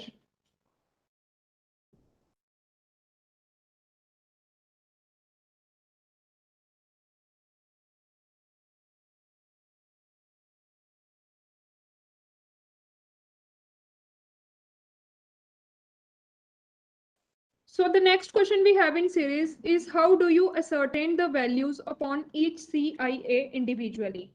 So for now, we have kept the CIA parameter as a manual parameter, where the network admin or the ISO, that is Information Security Officer, can input the values of confidentiality, integrity, and availability of their assets according to themselves. So whichever asset is holding the more confidential information could be assigned with a value of 3, that is a high on our scale. And similarly, the values can be assigned based on the integrity and availability according to the network admin for their specific organization.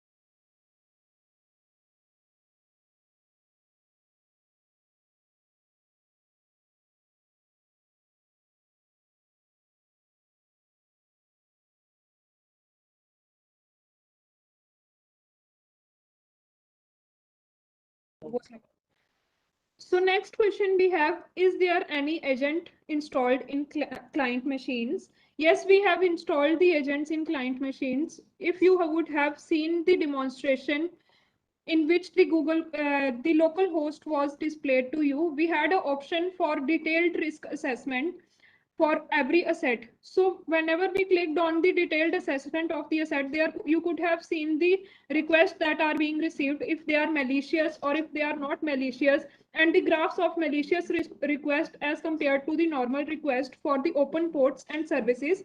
So agents are involved to detect those logs, to detect the if the requests are malicious or not. So we have installed agents.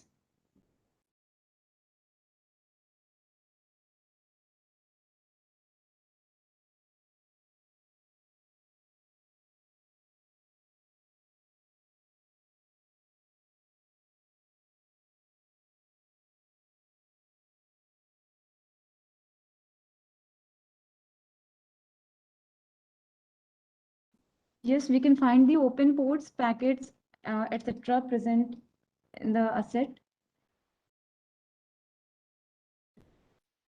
To calculate the mean and other formulations, we have already provided in the script of the demo. And as Mansi has already said how to calculate asset weight, I think it's clear till now.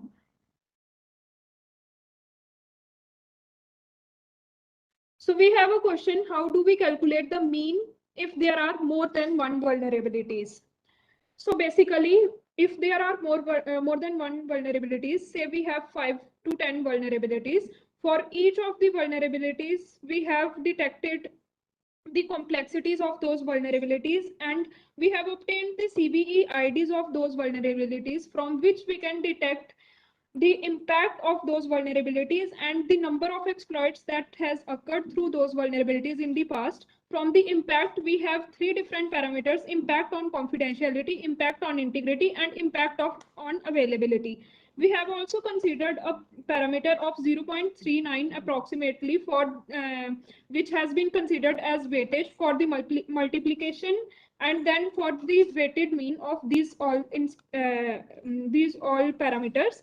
Further, for each vulnerability, these values are calculated separately, and then a mean of all those values for each vulnerabilities is taken to reach for the final vulnerability value.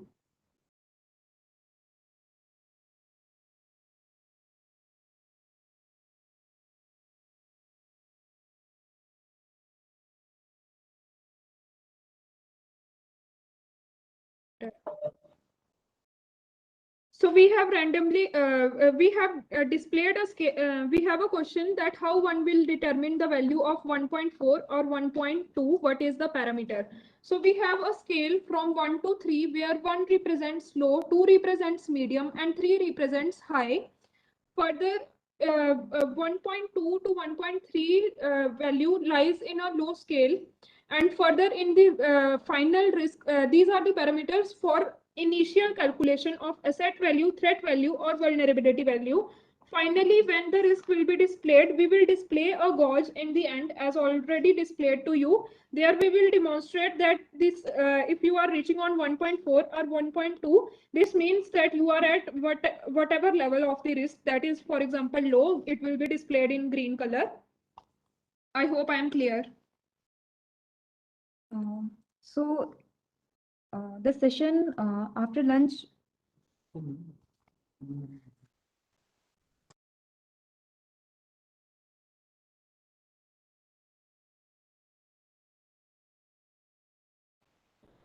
So we have a last question, if we can patch vulnerable devices directly. So for now, we have only reached till risk assessment for all the assets. Patching the vulnerable devices directly would be added as a future parameter for implementing the security controls. Yes, of course, we can add this option to our project. And thanks for your response. Now, the session after lunch may be delayed by 10 to 15 minutes from the scheduled time. Thank you all for listening. Now we will have a lunch break. We will join you after 2:10.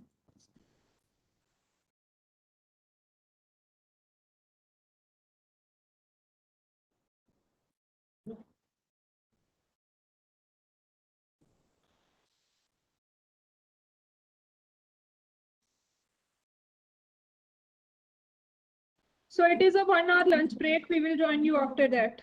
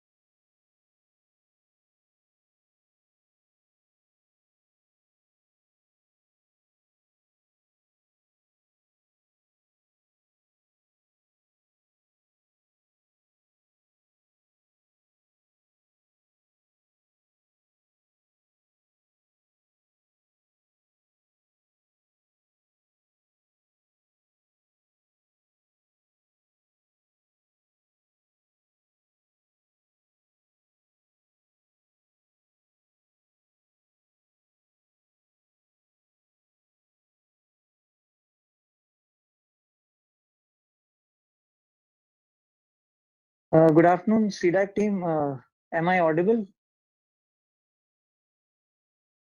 Yes, sir, you are audible. Okay. So I thought I'll just check once before we start. So do we start like in 2 minutes, I guess?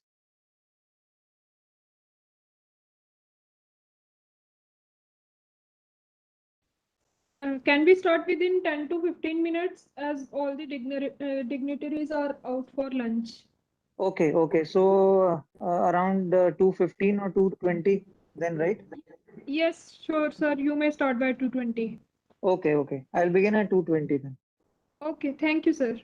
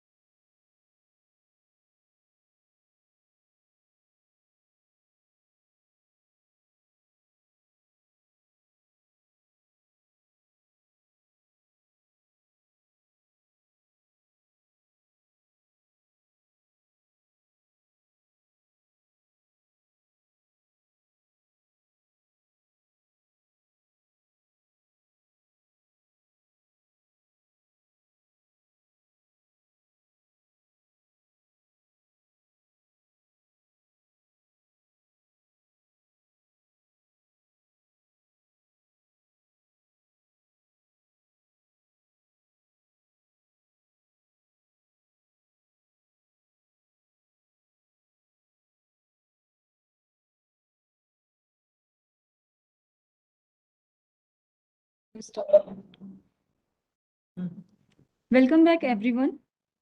Now, moving ahead, I would like to take the opportunity to introduce you all to our next guest, Mr. Yash Dingra.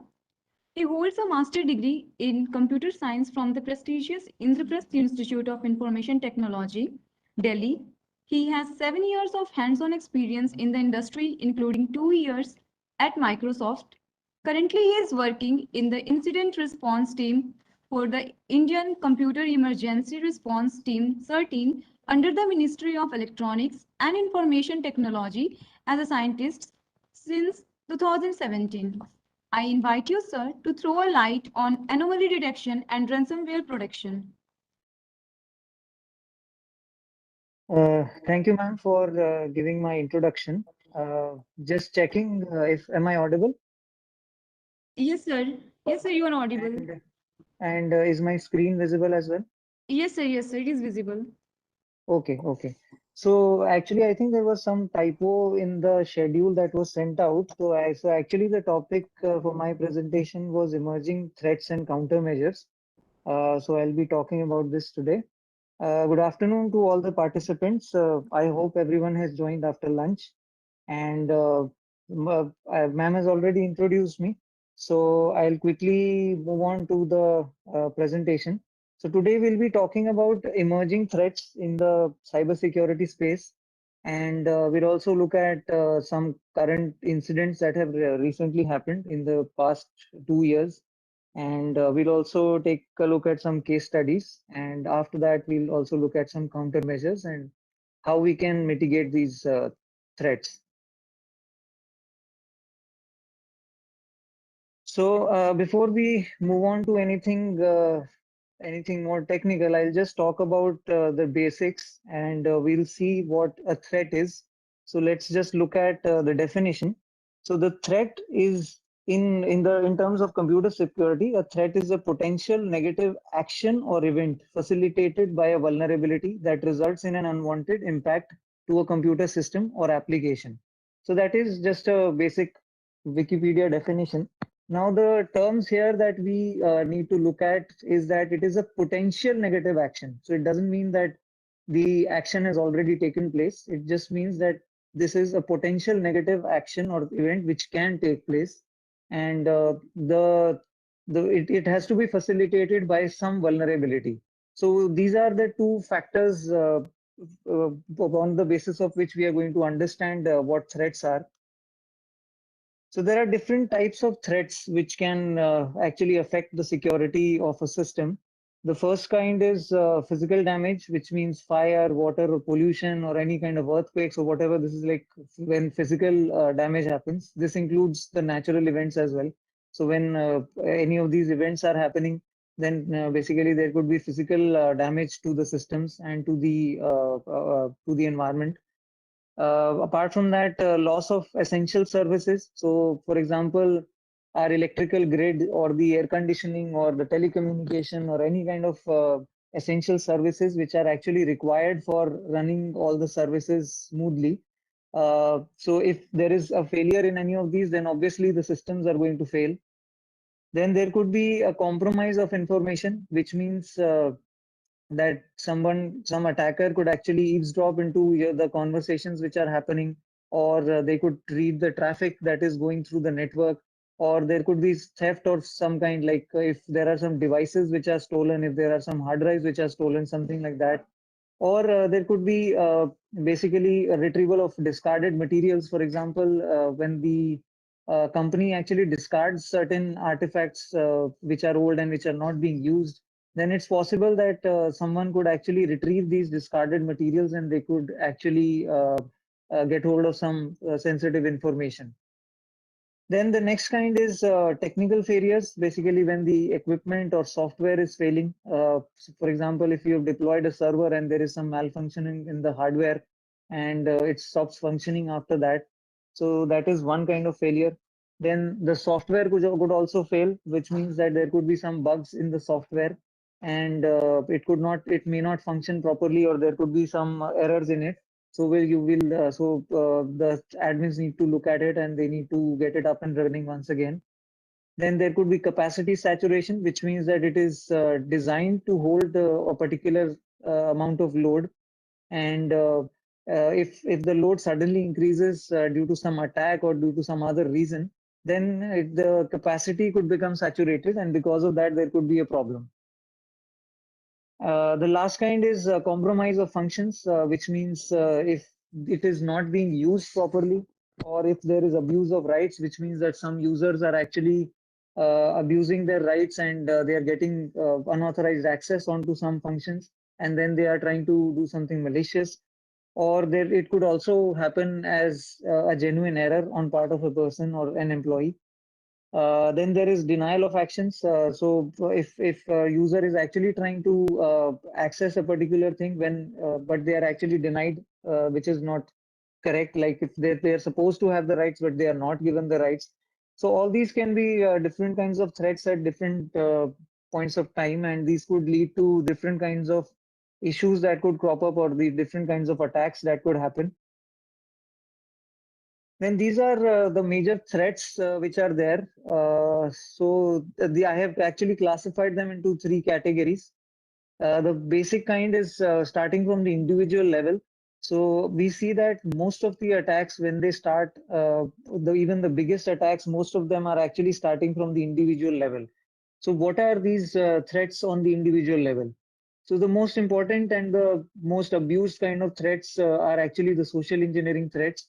So this includes phishing emails. This could include, malicious attachments that are coming as part of genuine emails, in which the email has been spoofed. Basically, the email header has been spoofed, or the from address has been spoofed, or something like that. Yeah, even IP addresses can be spoofed, something like that. So these social engineering basically attacks can actually lead to the other bigger attacks, which we are going to talk about. So next kind on the on the individual level are financial scams. So you must have seen that nowadays lots of people actually receive SMS messages and emails which say that your bank account is going to be blocked, or your Paytm account is deactivated, or something like that. So all these lead to financial scams.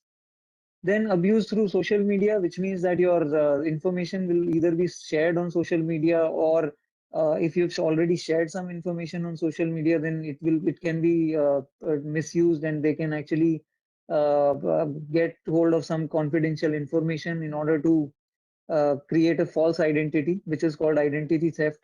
And there are mobile device threats as well. So nowadays we are seeing that even the two-factor authentication systems, which utilize OTP messages from the mobile device, or the authenticator services. We've seen in both kinds of attacks in which even the two-factor authentication systems have been compromised. Then there is device theft, which obviously means that if you have a mobile device or a laptop or some device which you are traveling with, then it could be stolen, and then this could lead to some other kinds of bigger attacks. Now, after this individual level, we can look at the organizational level. So even on the organizational level, a lot of attacks actually start from the individual level, but some of them can be directly targeted at the organization. And this includes website defacement or intrusion. And then there could be vulnerabilities in the software or operating systems, which could be exploited to conduct different kinds of attacks. So we are going to look at some examples of this also. Then there could be domain stalking. So domain stalking means that I'm not sure if you've heard of this, but there was a time when I think one of the domains of Google was actually taken over by an individual person. So what happened was that the lease of that particular domain was expiring, and this person was actually stalking that domain, and suddenly he or she actually found it out that it was actually available for sale, and they actually bought that domain. So that is called domain stalking. So what happens is that if some person is actually able to get hold of the domain of a particular brand which is really famous, then it can actually lead to a lot of problems. They could create for fake websites, or they could actually even ask for ransom from the bigger company to pay them to in order to get that domain back from them. So this can lead to a lot of issues. Then malicious code. So malicious code is like a generic term for ransomware, for viruses, for Trojan horses, so all kinds of malware. So any code which can lead to some unauthorized action, it could be data theft, it could be escalation of privileges, or it could be like large scale disruption in the company. So any kind of malicious action carried out by some malware. So that can also happen. And in turn, this actually starts off from the individual level, because it could be coming via USB drive, it could be coming via malicious emails. So there could be any kind of initial vector, but mostly this would start from the individual level. Then scanning and probing. So if somebody is scanning, constantly scanning your network to find out all the open ports or to find out the vulnerabilities, then this also is a potential threat. Then denial of service and distributed denial of service. I think everybody would be knowing this already. So if someone is carrying out a distributed denial of service attacks, which means they would be sending out a large number of network packets, maybe in the millions or billions per second.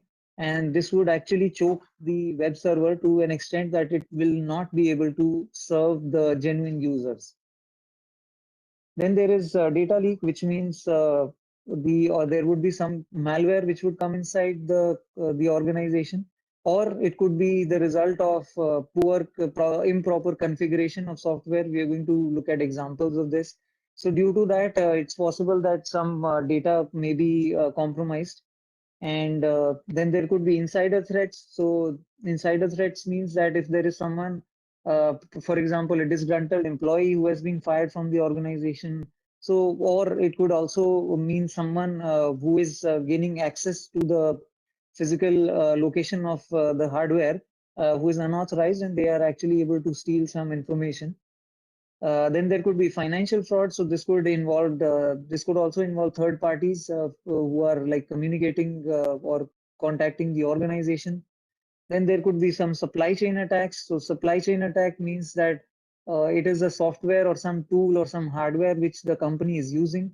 And instead of compromising this particular company, they are actually compromising that software or tool which is being used by a large number of companies. And in turn, this will give access to a lot of companies which are basically the customers of the supply chain. So that is this is like a sort of a brief list of threats at the organizational level. Then similarly, at the national level, there can be some threats which are specific. So some of them are actually common with the organization level, but some of them are like even bigger attacks. So for example, cyber terrorism. So you understand what terrorism is, and then using the internet in order to perpetrate these activities or to spread, hate, or to basically send out information to sleeper cells or something of that sort. So that is like cyber terrorism.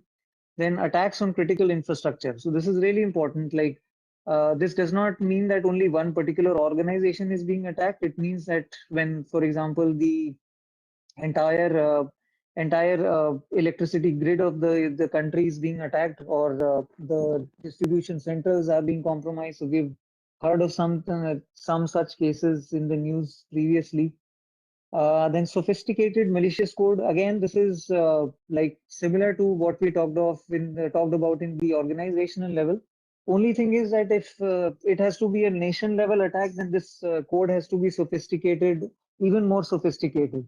So, for example, in order to get control of the industrial control systems, or ICS as we know them, it has to be a specific targeted attack, and the code needs to be exploiting certain zero-day vulnerabilities, for example. So that's why I've said sophisticated malicious code.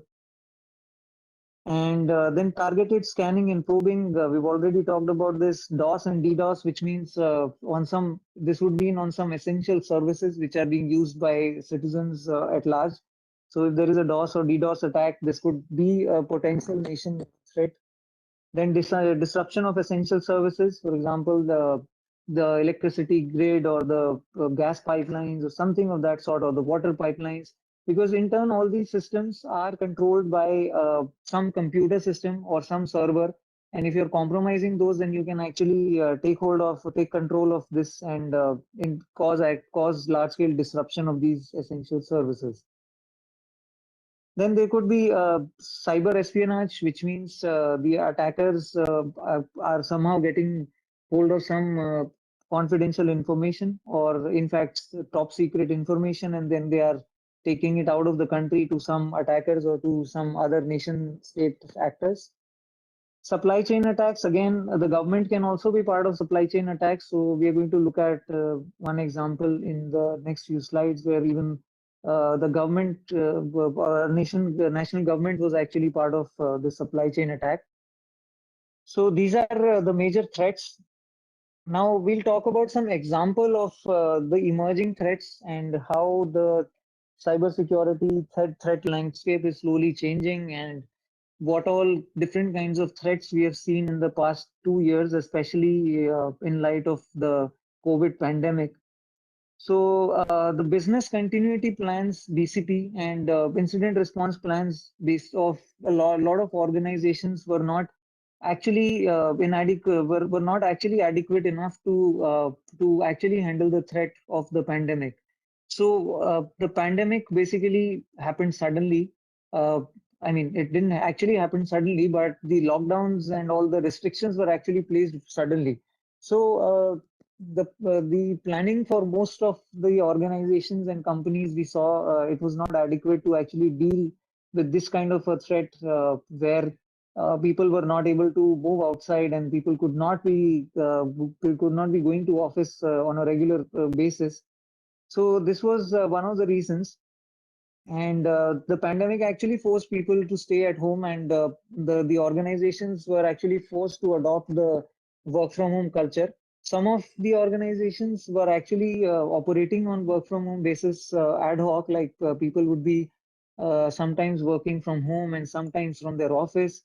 So now what happened was that the entire organization, the entire workforce needed to be at home, and they needed to access the office infrastructure. So it required some ramp up on of the VPN facilities also, and some organizations were not prepared for this, so there was some disruption of some kind for some time, and eventually, as the lockdowns kept continuing for multiple months, most of the organizations actually learned their lesson, and most of them started functioning smoothly from home. But still, there was an unfamiliarity with this entire situation, and because of the unfamiliarity, obviously it leads to more chance of errors. So that actually gives more attack surface to the attackers. So why the attack surface has increased? Because now everyone in the organization is actually accessing the organization's network through VPNs. So it needs to be ramped up, and you need to look at the security of these VPN devices, or maybe your entire network much more seriously, because nobody is actually sitting in the office. Everybody is communicating via external networks. So this actually led to a lot of problems. We did see some organizations actually reporting incidents to us, wherein in fact, there was one organization whose entire telephone network was actually attacked because it was connected via the internet, and the users were accessing the telephone lines over the internet. So they were, engaging with people or communicating via their office numbers over the internet. So what happened was that through their, I think one of their VPN devices was actually, or in fact, VPN credentials were actually compromised, and using these VPN credentials, the attackers were actually able to use their phone lines for placing international calls. So they only realized when for 1 or 2 months continuously, they saw that the bill was shooting up. That's when they realized it, and then they started investigating. So they found out some suspicious IP address which were actually using or abusing VPN credentials which were compromised. So this is like a brief of what happened because of COVID. Uh, Then this is another example. So there were a lot of cases of COVID-19 based social engineering attacks as well. And in fact, as far as I know, this is still continuing, although it has become much less than what we were seeing last year.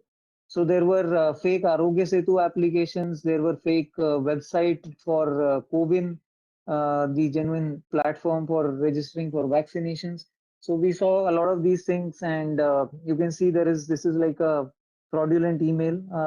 The email address is covid19 @ of something.gov.in.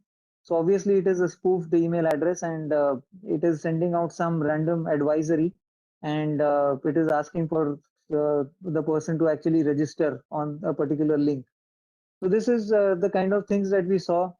And there were a lot of other fake applications also which were doing the rounds. So these fake applications were asking people to register for getting the vaccine whenever it arrives, or for getting some information related to COVID. So because of all this, because of the lack of proper information initially, there was a lot of misinformation which was being spread, and a lot of people were actually part of this thing, and we saw that quite a few people were actually scammed into believing these things as well. So this is not limited to the last 2 years. I think mostly it has been happening for 3-4 years now. We still continue to see this, that a lot of organizations, they actually get hold of the AWS instances from Amazon, but they don't configure it properly, and the credentials are being used basically default configurations are being used, or the proper security best practices are not being implemented. And because of that, a lot of the Amazon buckets, or Elasticsearch incidents, MongoDB instances, they are being left open on the internet. So the system admin or the IT admin or whoever the developers are, they don't know that they are publishing or pushing a lot of information of users onto these AWS instances or these cloud-based databases, but they're not configured them properly, or they're not secured them properly. And this is actually leading to a lot of data leakage. In fact, there is one law enforcement agency whose data was actually compromised because of this. So they were actually using a facial recognition software, and it was also in the news. Like they were basically they had asked some company to develop an application for them, which would recognize the faces of the convicts, and whenever that person was caught again, immediately the officer on duty could actually find out all the information related to their previous crimes or something of that sort. So this was it was a very novel idea. It was very intuitive idea in a sense. But what happened was that their cloud instance was not properly configured, and all this late data of all the convicts and all the law enforcement agency, it was actually leaked. So a lot of this data also came into the public domain. So this happened, and it was also in the news. Then another example of misconfigured software. So there was a large healthcare data leak last year. This is from 2020. So what happened was that a lot of a lot of hospitals, they actually use the same software for storing the X-ray and MRI scan images, because it's not possible for a person to actually handle or manage such a large amount of data. So there are specialized softwares available which actually do this job, and most of the hospitals deploy these softwares for managing the large amount of data that is actually pumped out by these MRI scans and X-ray devices. So in turn, what happened was that these devices, in fact, these software were properly configured, and they were using the default credentials and the default ports, and also the public access to these tools was also not disabled. So they were actually available online, and you could simply do a simple scan, and then you'll be able to find out all the hospitals which were using this tool. And this is how this data breach was actually found out. So it was actually involving a lot of high-profile hospitals as well. And main reason, obviously, again, bad part, as you can read in this news report, it was the result of bad password practices at these hospitals. So I talked about supply chain attacks when we were discussing the different levels of threats that could be there. And I mentioned supply chain attacks. So supply chain attacks, well, this was one of the biggest supply chain attacks that we've seen. It happened in December 2020. And SolarWinds was actually the cause of this. So this is one of the companies which actually which has actually created a software that is used by, or software or a tool that is used by a large number of companies, which number in the thousands. And in fact, it was being used even by the US government. So the attackers were able to push some backdoor into this particular Sunburst software that they had. And since this was being utilized by a large number of organizations, so this backdoor actually reached around 18,000 different organizations in the world, including some government organizations. This was one of the largest supply chain attacks. Then there could be insider threats. So I've already mentioned this, and it could be insider threat could be anyone who is actually or accessing some privileged information which is not available to that user. The reason could be anything. It could be part of a negligence, or it could actually be part of a deliberate attack on the organization which an internal employee is trying to do. Then unpatched and out of support software. So this is not something new, but this is something that keeps continuing, and that's why I actually mentioned it, because a large number of organizations are still using older software, including Windows 7 or older versions of Windows, which are no longer in support. So we still continue to see these issues, which can easily be sorted out. The only problem is that a lot of these organizations actually use some specialized software. So they are actually afraid that if they upgrade the operating system to the newer version, it's possible that their specialized tool or software may stop working. So that's why this thing keeps continuing, and we still see examples of this happening even nowadays. So what is the current situation? So this is like from Certin's perspective. So since Certin is the nodal agency for handling cybersecurity incidents in India, so we actually look at a lot of cybersecurity incidents that happen in a lot of critical organizations, including banks and including other critical services also. So this is like a small brief of what we see has still happening, and what is like the tendency of most organizations, how they behave in case of incidents. So we have seen that there is a tendency to cover up incidents. So a lot of organizations, as you might be aware, that it is mandatory to actually report the cybersecurity incidents to Certin, as far as you are operating in India. But there is a tendency of most of the organizations of covering up incidents. And in their bid to actually cover up these incidents, it happens that most of the initial clues that are there for finding out the root cause of how the cybersecurity breach happened.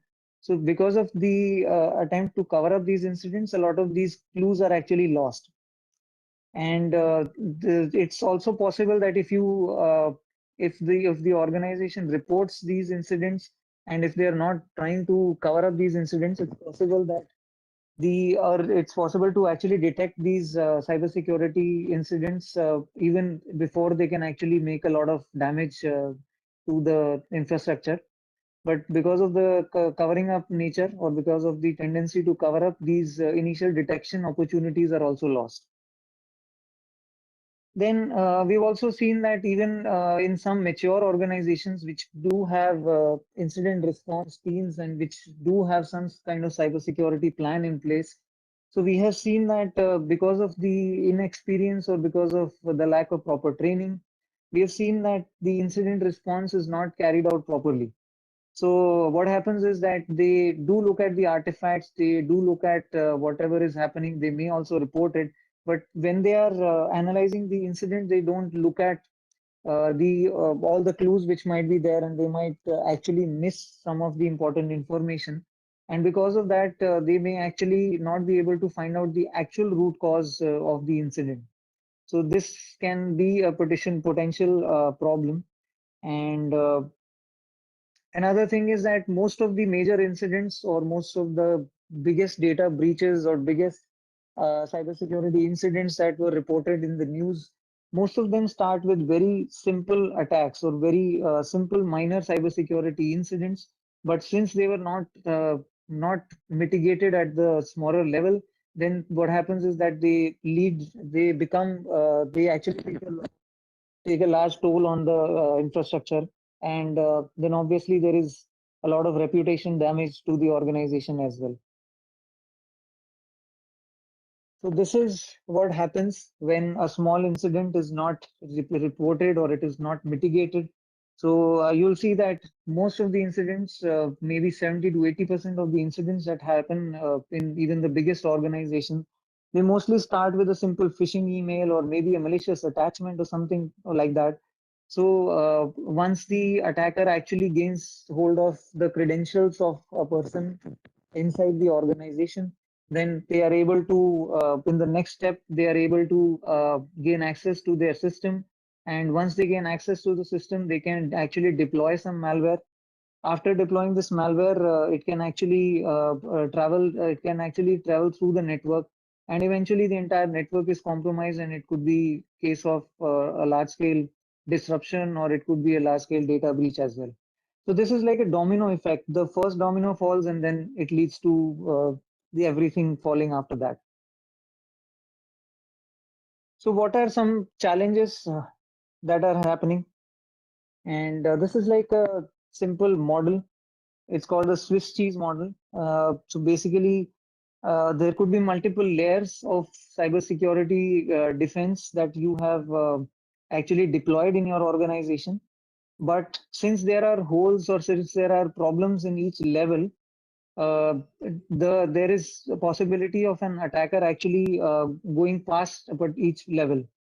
Now the problem is going to happen when all the holes in all the layers that you have are going to be basically aligned at some point. So for example, if a user is clicking on some phishing link and then next is submitting the information, and then your devices or basically when the attacker actually gains access, your firewall or perimeter devices are not able to detect that this is some malicious traffic which is coming inside. So all these holes, when they line up, they can actually lead to a potential attack. So this is one challenge that that will always be there for every organization. Now, this is like, I think, the biggest challenge. So you might have a multi-million corporate cybersecurity spending. You might be one of the biggest organizations.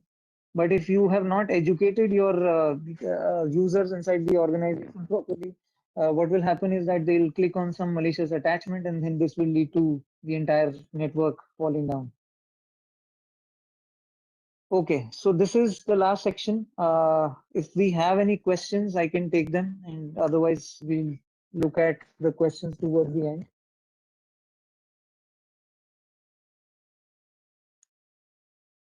So there are no questions in the chat box.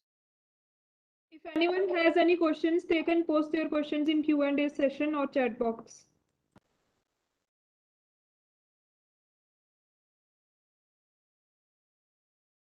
Okay, so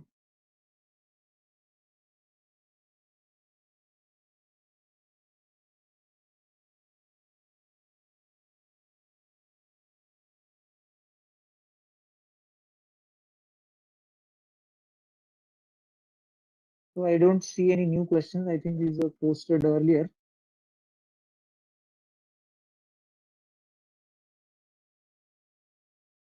Ma'am, actually withdrawn the presentation rights, I think. Sir,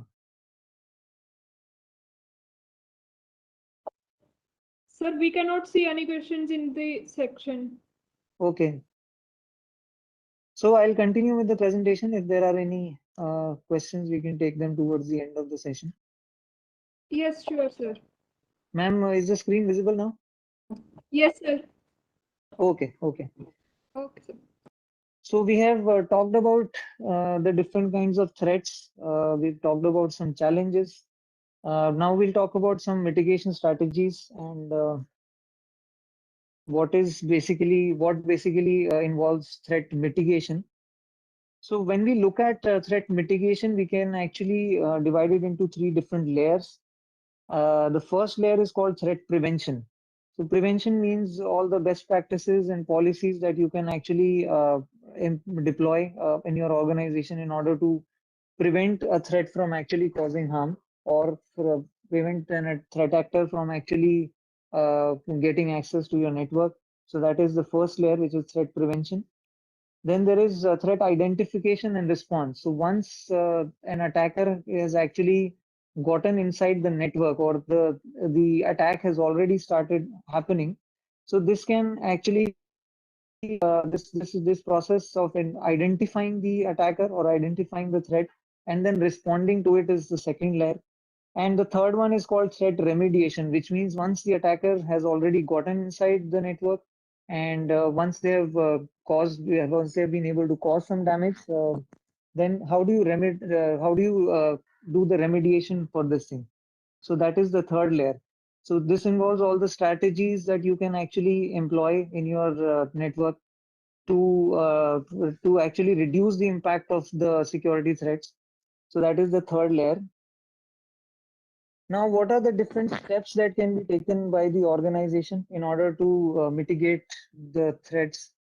So first one is security versus risk. So this means every organization actually faces this dilemma at some point of time, wherein it needs to decide the amount of budget that it wants to allocate to the cyber security. So it needs to be balanced in line with the company's expectations and with the reputation of the organization also. So this is always a challenge. And, the first thing is to identify what is the amount of risk that is there to the organization. What is the kind of harm that can actually be caused by different kinds of cyber security threats, and what is the amount of spending that the organization wants to make on mitigating all these threats. And this can be done on a priority basis. So if the higher priority items need to be taken care of first, and the lower priority items can be taken care of subsequently. So continuous employee education, I think one of the most important factors, unless the employees have proper passwords, unless they know about phishing attacks, unless they know how to identify malicious attachments, it's not possible to actually completely secure the environment. Because if some employee actually, due to their misinformation or due to their lack of knowledge, they click on some malicious link, then the entire network can actually come down. So continuous employee education is really important. It's not if it's not good that you have if you've already told them about the phishing and malicious attachment or these kind of attacks once, then you cannot assume that they are going to follow it, or then all the employees are going to be remembering this always. So you need to keep pushing this information through, maybe every 3 months or every 6 months, or whatever cycle the organization decides. Monitoring the network traffic for suspicious activity. So you need to deploy devices, intrusion protection systems, detection systems, data loss protection, DLP devices, or whatever. All these, there are different kind of solutions which are available nowadays, and depending on the budget or the spending, the organization can decide what all needs to be there. But some kind of protection to monitor the network traffic and to detect suspicious activity needs to be in place. Then upgrading and patching the software immediately and promptly. So I think we've already talked about this. Implementing the robust endpoint security. So all the endpoint devices need to have some kind of endpoint security solution in place, and the rights should not be available with the user, so that they cannot turn it off at will. It needs to be with an admin who can actually scan all their devices remotely. So all these things need to be taken care of. And upgrading the authentication, which means if needed, the organization should look at two-factor authentication or some such different kind of solutions in order to make sure that the only the genuine users can actually get through. So even if the credentials of users are compromised, basically the login ID or password are compromised, then even in that case, the attacker should not be able to access the environment easily. Then hardening the external facing web applications. So making sure that only genuine traffic can actually reach the web application. And if there is some malicious traffic, it needs to be detected at the firewall level and it needs to be blocked. Knowing where the sensitive data resides, this means that you need to that there should be proper zoning, and the sensitive zones need to be demarcated, and the permissions or the permissions need to be in place so that only certain privileged users can access this sensitive data. The other users should not be able to access it.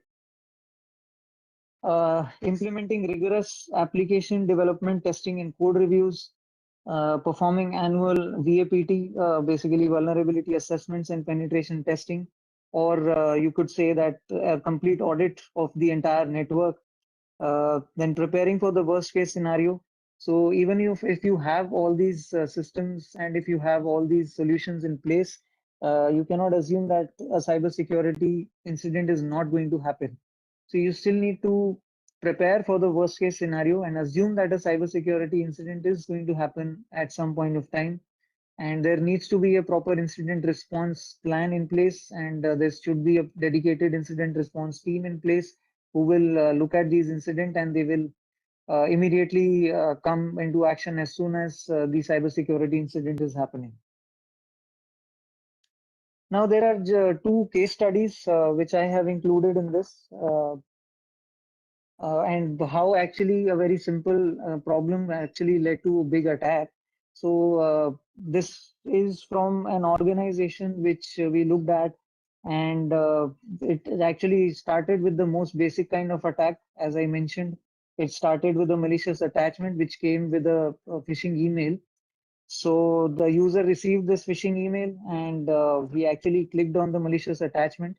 So once the user clicked this malicious attachment, obviously the user's system was compromised. But the main problem was that there was no zoning inside the entire network. So all the devices inside their network, it was I think a good 500 odd devices which were, or maybe even 1000 devices which were actually in the same zone.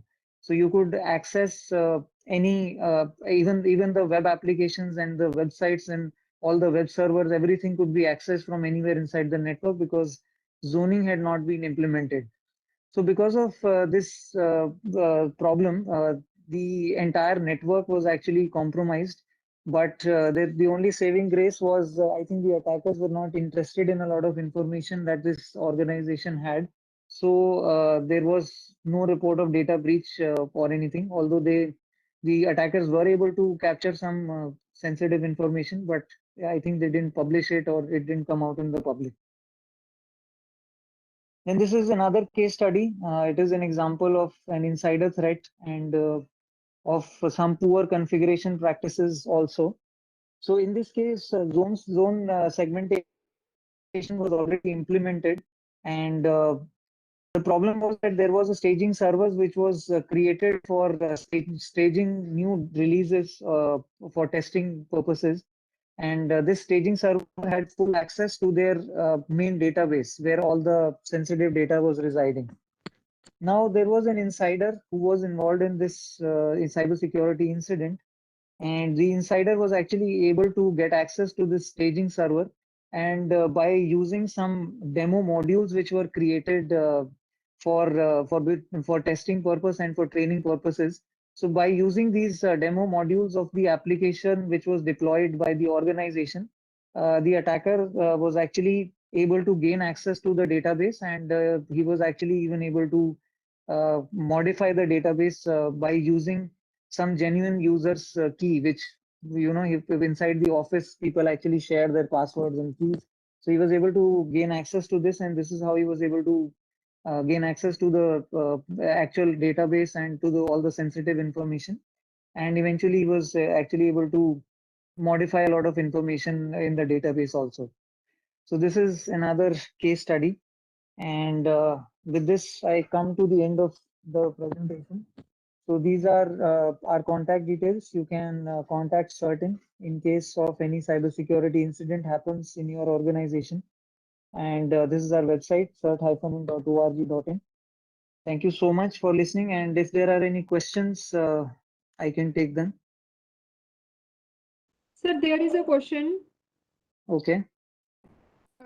Mr. Ashish Malik has asked, are there Yeah. any standard configuration documents that we can follow to secure our cloud, edge, or on our on-premises, apart from the frameworks available in the market, specially curated by Certain? Okay, so there are no like configuration documents as such that we have. Yeah, but we do have a cyber security framework which you can look at. It's called CCMP. So I think the next session is going to be on that. So we'll probably be talking about this.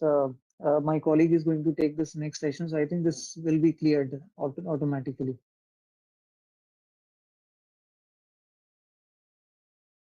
Any more questions?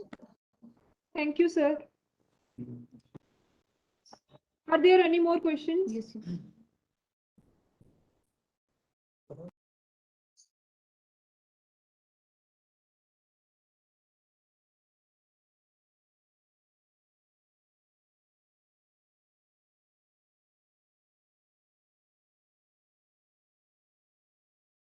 Okay, so I think there are no more questions, so we can move on to the next session.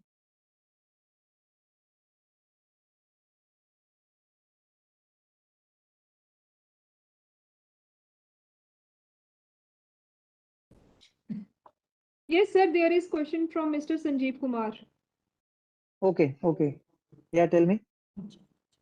Sir, is it visible in your chat box? I'm just checking. Okay, sir. Okay, so question is there any standard security framework or policies for virtual platform security or adopting VC platform? So, sir, I am not aware of anything for like virtual platform security as such, but what we recommend is that if you're using any such devices or if you're using any such solutions, then you should definitely get your systems audited by a certain empaneled auditor. And I think that will be able to detect if there are any vulnerabilities or any issues that are there in your network. Apart from that, I think there is no special document or anything that is there right now, but we keep pushing advisories and we do keep publishing current activities. So you can always keep track of them on our websites, certain.org.in and csk.gov.in.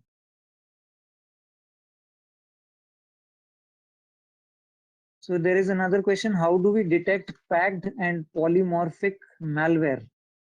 Okay, so malware detection, basically, as we talked about in the session, obviously you need to have endpoint security. And if there is if the endpoint security is good enough, then I think most of the malware can actually be mitigated automatically. You just need to take care that you're using endpoint security of a reputed provider, and you can also check the track record. Apart from that, all the intrusion protection systems and detection systems should be in place. So even if the endpoint security solution is not able to find out or stop this attack, in case it is a targeted attack or if it is a new kind of malware which is not known, in that case, the intrusion protection and systems or these other perimeter devices should be able to raise an alarm if there is some anomalous traffic on some random port which is being generated, which the network has not seen. So there are different kinds of security solutions which are there, which can actually detect the activities of different malware or attack groups which once they have actually landed inside your network. So I think that would answer your question.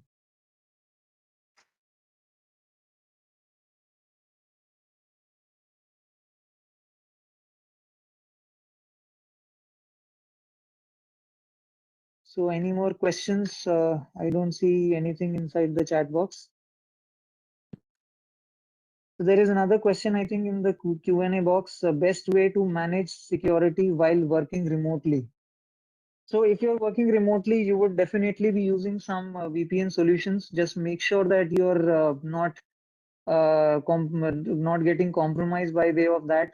And if the organization, as far as the organization is concerned, I think the organization, even after the VPN solutions, they should have some kind of two-factor solution in place so that the attackers, even if they gain access to the VPN credentials of genuine users, they would still need a second factor to actually gain access to the network. As far as users are concerned, obviously they need to keep their credentials secure. They should have proper passwords. So the general advisories that we have for like protecting yourself from cyber security attacks.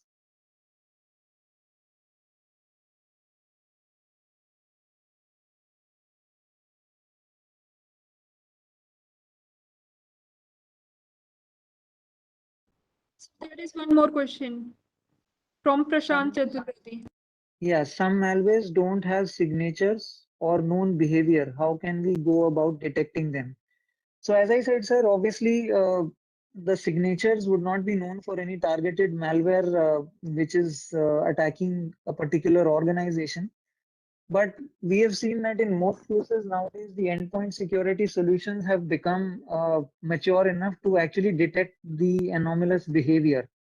So in like, I think maybe 99% of the cases, the endpoint solution will be able to detect a previously unknown malware also.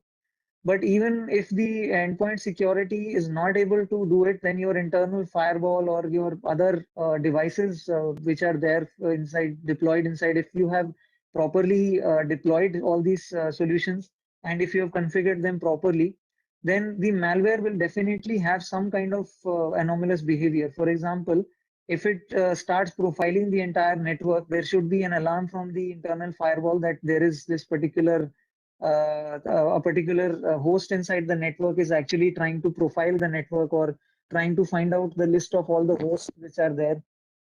Or if there is lateral movement, so the attacker is actually moving from one machine to the other. So this would also actually should be able to cause some kind of red flag for all the perimeter devices. I mean the internal intrusion detection and protection prevention devices.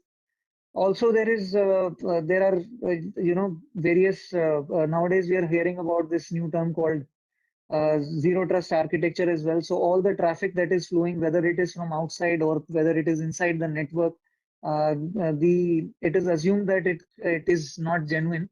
And you can actually look at these kind of solutions also to deploy in your network so that even if the endpoint security solution is not detecting the anomalous behavior, the malware actually should be caught, while it is trying to do these different malicious tactics.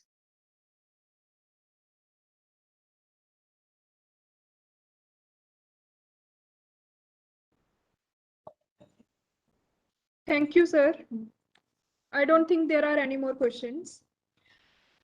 So we would like to thank you, sir, for imparting your knowledge. It was appealing to hear from you on emerging threats and countermeasures. You successfully introduced us to threats along with its varied types and the mitigation layers. It was appreciative that you demonstrated the example of domain of Google being taken over by some other attacker. It was great to know about emerging threats, especially appearing in the time of pandemic, like COVID-19 based social engineering, fake Araki Setu app, fake website for COVID vaccinations. Moreover, some technical threats including misconfigured Elasticsearch, MongoDB instances, healthcare data leak, over 120 million medical images of Indian patients left exposed. It was great to know about current situations, including tendency, incident response, and major crises for cybersecurity response at CERTIN. Now, we would like to welcome Shri Abhishek Solanki to give us his expertise on cybersecurity assurance. Mr. Solanki is working as a scientist in CERTIN, Ministry of Electronics and IT. He is responsible for cybersecurity assurance activities at CERTIN, empowerment of information security, auditing organizations, conducting national security exercises, and implementation of National Cyber Crisis Management Plan (CCMP) are some of the key activities he is assigned with. He is a certified information security professional (CISP). He is regular speaker at various forums and various workshops. We welcome you, sir, to impart your knowledge.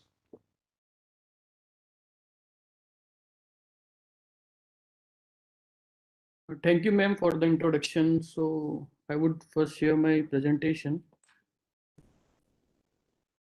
Just to confirm, am I audible? Yes, sir. Yes, sir, you're audible. Okay, ma'am, just let me share my presentation over here.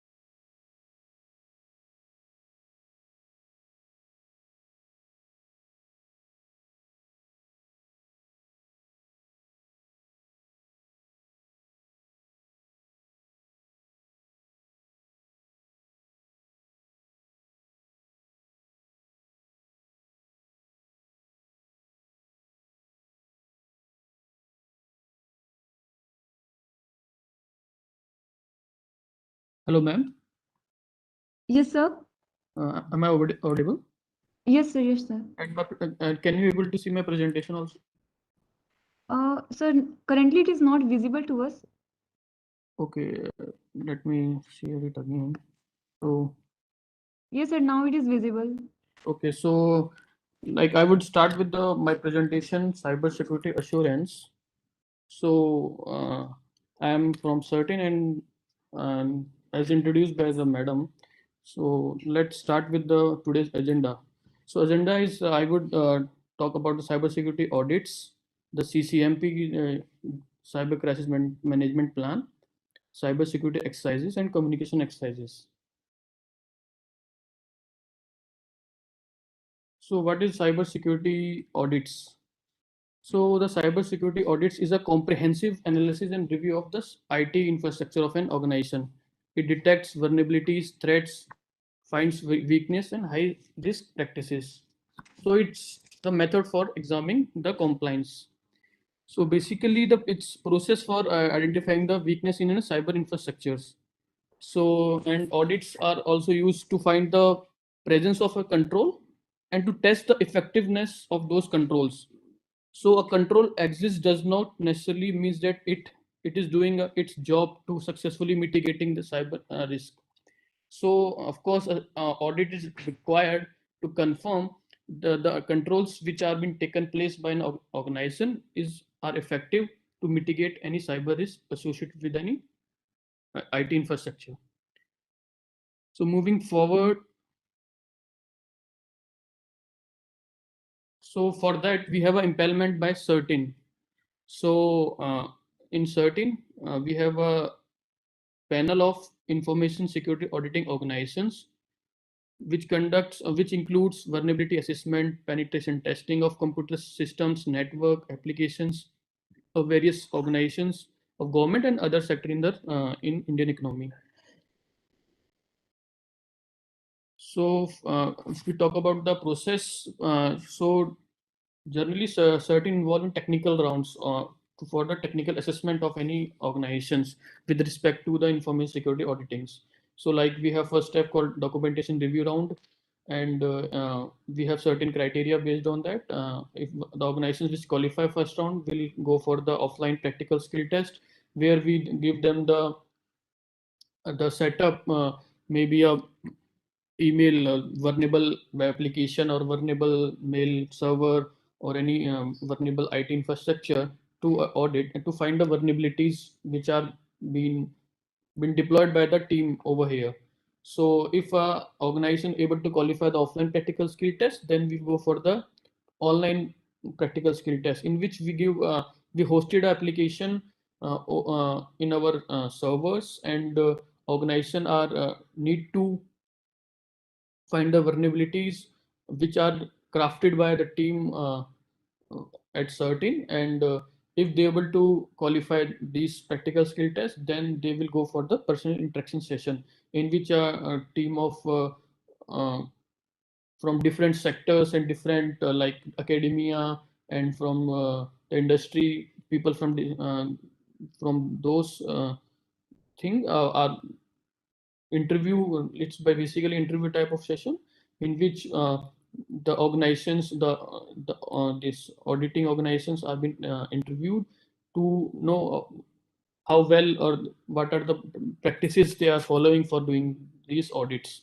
And after that we have a background verification of those organizations. So this is the impalement of certain at certain. So as you are aware of the impalement, so I would request, or I would request each and every organizations to go for these security audits from the certain impalement vendors, as they are being technically being examined from a certain team. So next, so we also have a cyber security audit baseline requirements. This is the documents which been prepared by National Security Council Secretariat (NCSC), um, and the inputs are also been incorporated from CERT, from MHA, from NCIPC. So the baseline document has been prepared for these audits, and it's it's applicable for both auditing as well as the auditee organizations. So due to the relative heterogeneity of various IT sectors and technologies dependent sector, finding a minimum control harmonized baseline is one of the primary and essential aspects. So a minimum common and harmonized baseline has been prepared for these cybersecurity audits, which facilitates a strong cybersecurity posture for all entities and ensure that the cybersecurity audit process is more relevant, pragmatic, and functional to individual organizations threat landscape. So you can refer these documents from this link. It's available on our website. So talking about the baseline requirements, so the baseline controls have been divided into 6 categories. So we have management, protection, detection, recovery, and lesson learned. These are the 6 category in which the control has been divided. And like management, we have controls like information security, having an information security policy, audit procedure in place, having a framework or standards like CCMP. We will be discussing about the CCMP in later part of this presentation. Also, there are certain controls related to the commitment of senior management, etc. In protection thing, we have like physical security controls to critical assets, remote access and teleworking, malware protection, BCP and disaster management plan in place. So these will come in protection controls. The list of all these control has been there in the documents. So I would request if you can go, refer those documents, you will get a better picture, and you can implement those control as per the applicability of your organization. And later you can go for the audit of based on this control, these documents also. So in protections, we have physical security controls and all. In detection, we have log collection policies, analysis of alerts or logs, network monitoring, all these things. In response, we have CCMP. The organization may have would have CCMP in place in line with the national CCMP, incident response plans, incident escalation metrics. All these are will come in response controls. Recovery, after the incident has been occurred, and in the recovery phase we should have a recovery plans, recovery of critical functions, and all those things will come in recovery.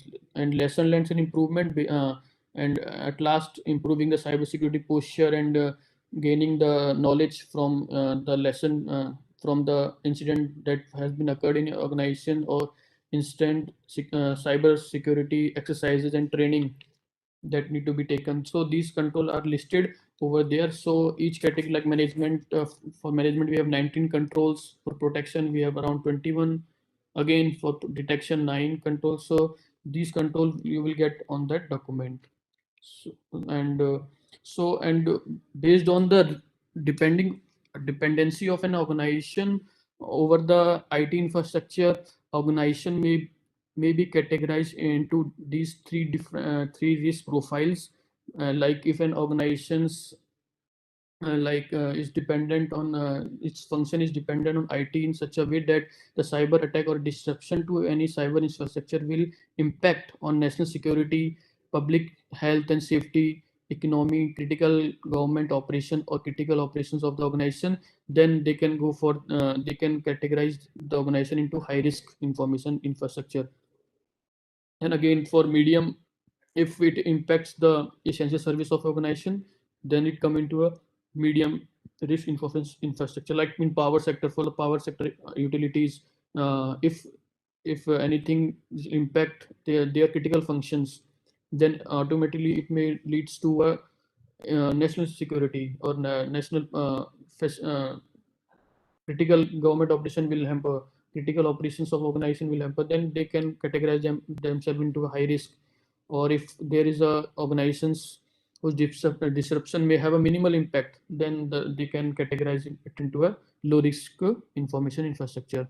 So based on that, we have audit markers. Like if a organization is in high risk information infrastructure, and there are certain markers has been set, like they have to follow all the markers. All markers are mandatory for them. There is no recommended markers if an organization is into high risk information infrastructure. Again, if an organization in medium risk infrastructure, so there are certain markers which are being recommended in recommended metrics of also, like protection. In there are certain uh, controls which are kept in a recommended markers. Detection also 1 or 2. So these are the for the medium risk information infrastructures organizations. Again, for the low risk also there are certain which there are many markers which are there in recommended, but there are markers which are also should be in the mandatory metrics. So these are the this is a brief of that baseline requirements for the cybersecurity of audits. So this document is applicable for both auditee and auditors as well. So the organization along with other stakeholders are expected to define the criticality of the assets based on the risk assessment conducted and accordingly define the exposure level of any given infrastructure along with the scope and the granularity of the markers. So next we will talk about CCMP. So what is CCMP? I hope many of you have heard about this CCMP. It's been developed by CERT under under MIT, and we have taken the input from many stakeholders as well. So the purpose of this CCMP is it's a strategic framework which has a proactive as well as reactive measures to respond to any cyber attack. So it is about to prepare for, respond to, or begin to coordinate recovery from any cyber incident. So it ensures the interruption or manipulation of critical function service in critical sector organization are brief, infrequent, and manageable, and cause least possible damage. It also assists organization to put in place mechanism to effectively deal with the cyber security crisis and able to pinpoint the responsibility and accountability right down to the individual level. So this is structure of CCMP. It's have 7 section. So starting with concept of CCMP. So concept. So you need to define what is the purpose of this CCMP. And again, then the nature of cyber crisis and contingencies. So in this chapter, the organization have to define what are the cyber crises which may be applicable to the organizations and what are their impact if on any assets or any function of critical function of an organizations. So in that the crisis may be like maybe a targeted scanning, probing, reconnaissance of networks or if infrastructure. It may be like if you have a website, so large defacement of websites, malware, identity theft attack, DOS, and DNS attacks. So you need to identify all the crises which might be applicable to your organization based on your dependency on IT and the cyber infrastructure. So like they be if you are having some emerging technology, you are using some emerging technology like IoT, AI. So you should note down those crises over here. And if you are you're using some ICS or SCADA system uh, for your services to public, then the attack on those come should come list down over here. And again, cyber threat landscape and what are the threats which are applicable to the assets, and what are the action that need to be taken to mitigate those threats, maybe come under this cybersecurity threat landscape. And again, building cybersecurity capabilities, like what are the measures which have been taken, like there are some controls like 20 CIS controls, and uh, and to starting with, we have a cybersecurity five must have controls like inventory of devices and softwares, control use of admin privileges, secure configuration of hardware and software, malware defense, vulnerability and patch management. So basically based on the assets that you are having and the dependency of that asset on the cyber infrastructure, you need to identify the attacks or the crisis which may occur, and based on that you have to identify all the measures, mitigating measures. And again, we have in incident prevention measures. So we need to identify the what are the measures which need to be taken for any prevention of these crises or these threats. So again, and next we have crisis recognition, mitigation, and management. Oh, and then we have post-incident activities like how would you react in 24 hours of an incident, and this type of thing will come under this section. Also, in addition, the CCMP also contain the guidelines on implementing ISMS, planning and preparing for incident handling, incident response activity in first hour and first 24 hours, crisis management and security of critical infrastructure, important security controls, data center guidelines, and network infrastructure security best practices. So,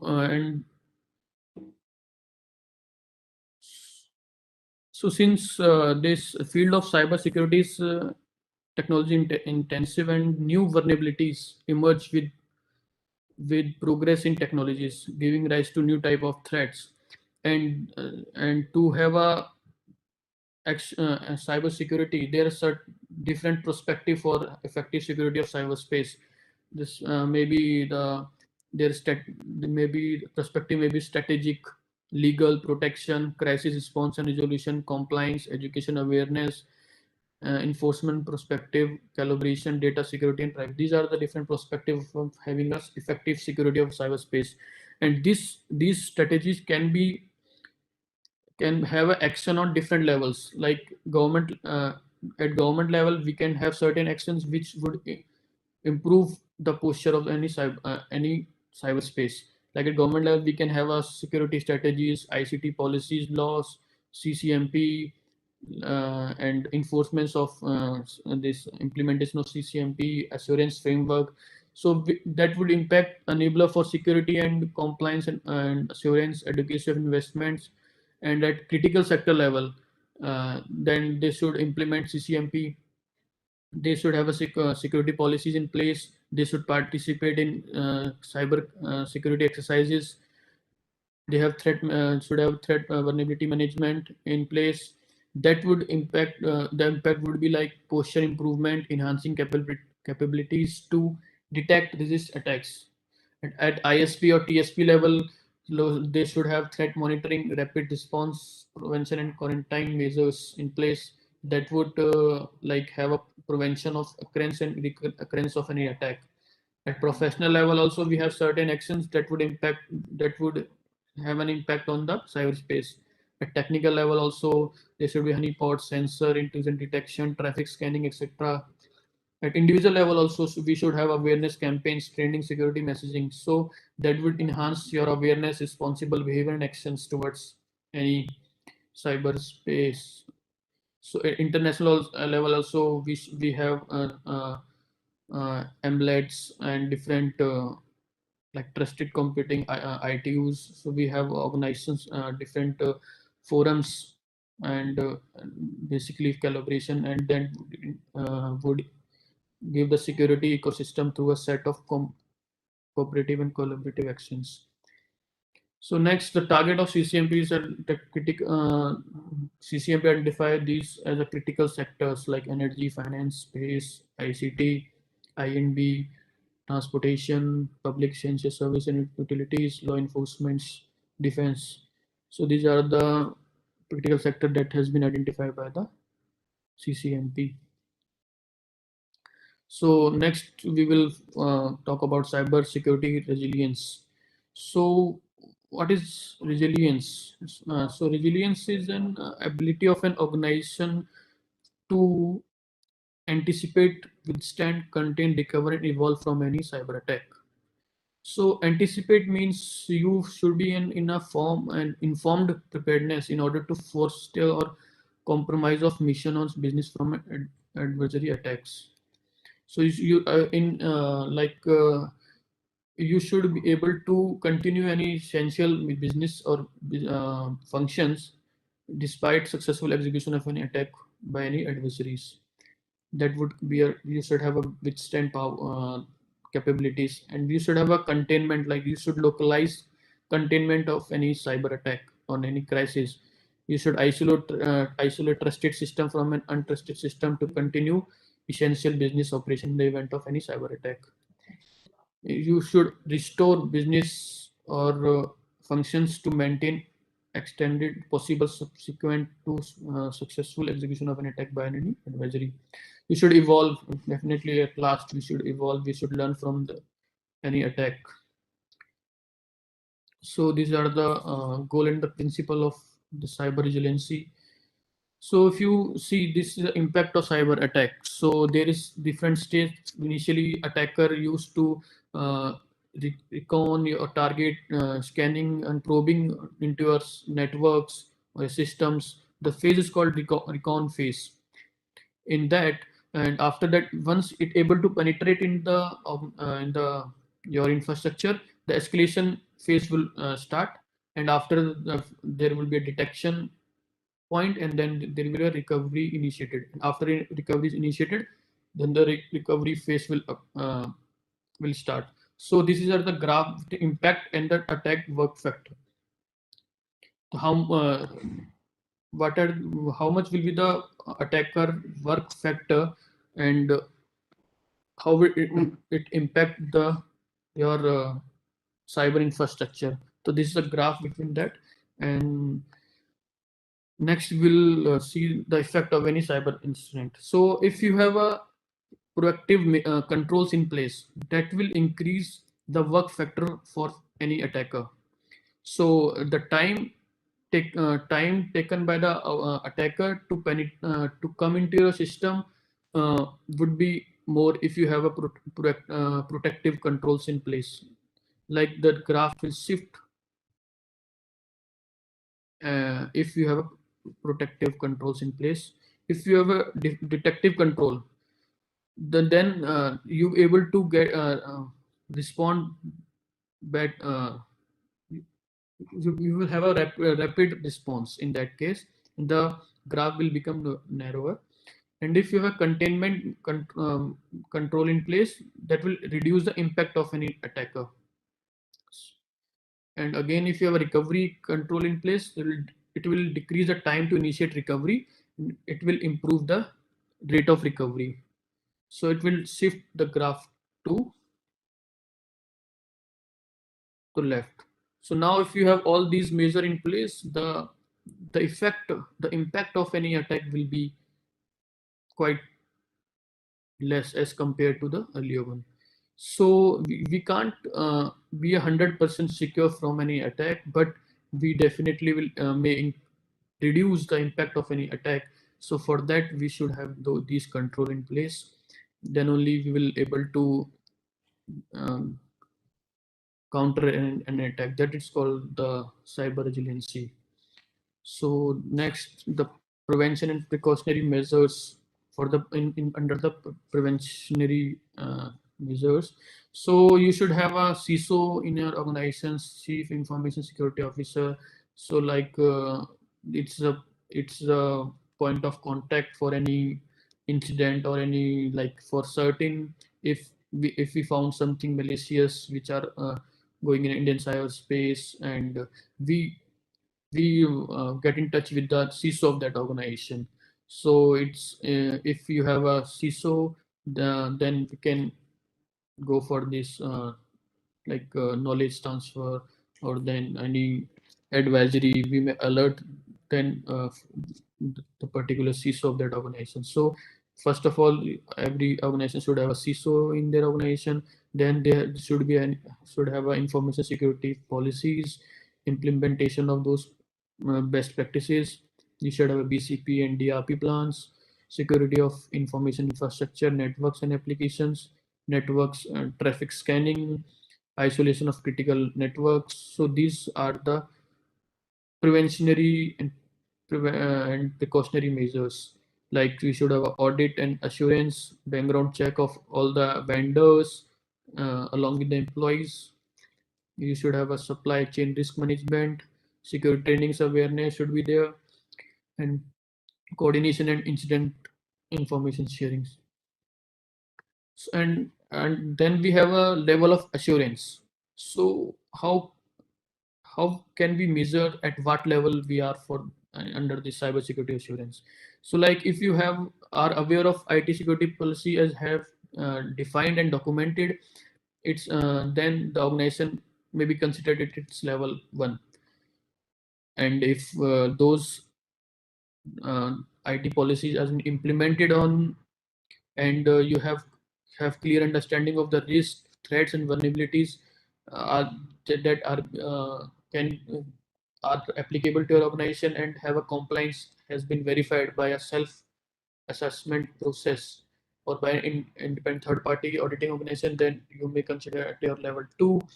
If you have conducted the security posture verification of your organization, you have done audits, and you have cyber testing, code walkthroughs, etc.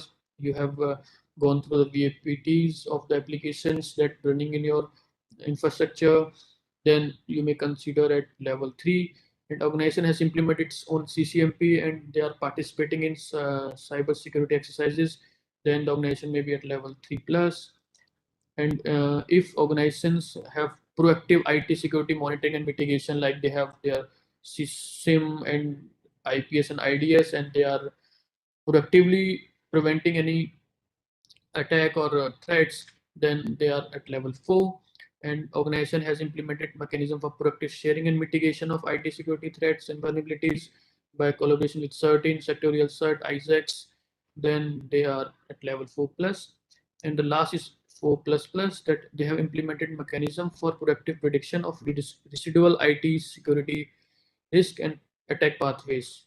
So they are in like they able to help the community by by mitigating or they are proactively participating in residual IT security risk and attack paths, then they may consider as a level 4 plus plus. So these are the level of assurance then any organization can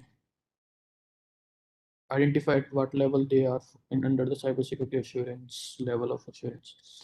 So the point of actions for any whether CISO has been nominated in an organization is CMG is formed like in like this a cyber security management group which has been already been approved by management. So in case of any cyber incident, you need to run to get the approval from management. You already have a cyber crisis management group in place. So so in that case, you may directly go for this CMG meetings and all, and took the approval, and you can act as per the decision taken by the CMG. Is organization level CCMP, do you have an organization level CCMP in line with the sectoral CCMP prepared? CCMP need to be outlined the role and responsibility of organizational stakeholders and coordination process. So in CCMP, you should have a outline. You should have outlined the role and responsibility to the individual level. So you should know that if this attack happen or this incident has been occurred, who is responsible and what action that need to be taken by that individual. So this all these things should cover in that CCMP.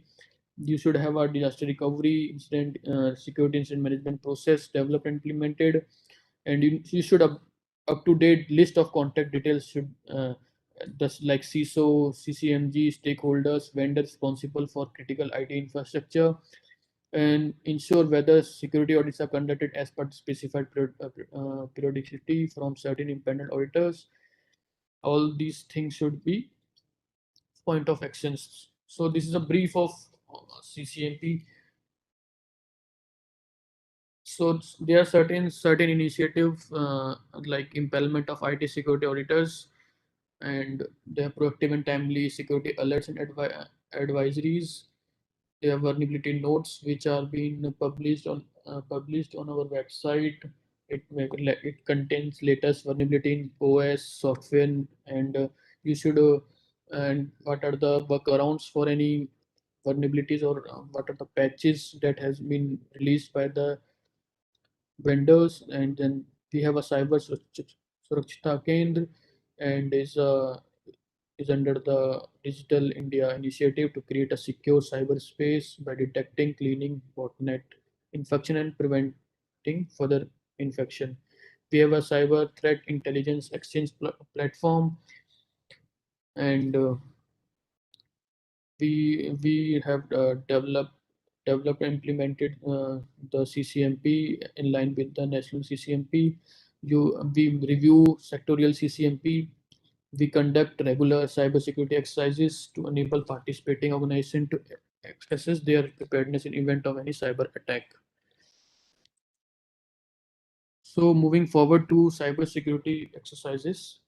So cybersecurity exercises are simulated cyber security incident scenario that resembles as occurrence of any national, sectorial, organizational cybersecurity crisis. So basically, it will guide the participants to how they will need to react, or what action that need to be taken in case of any attack.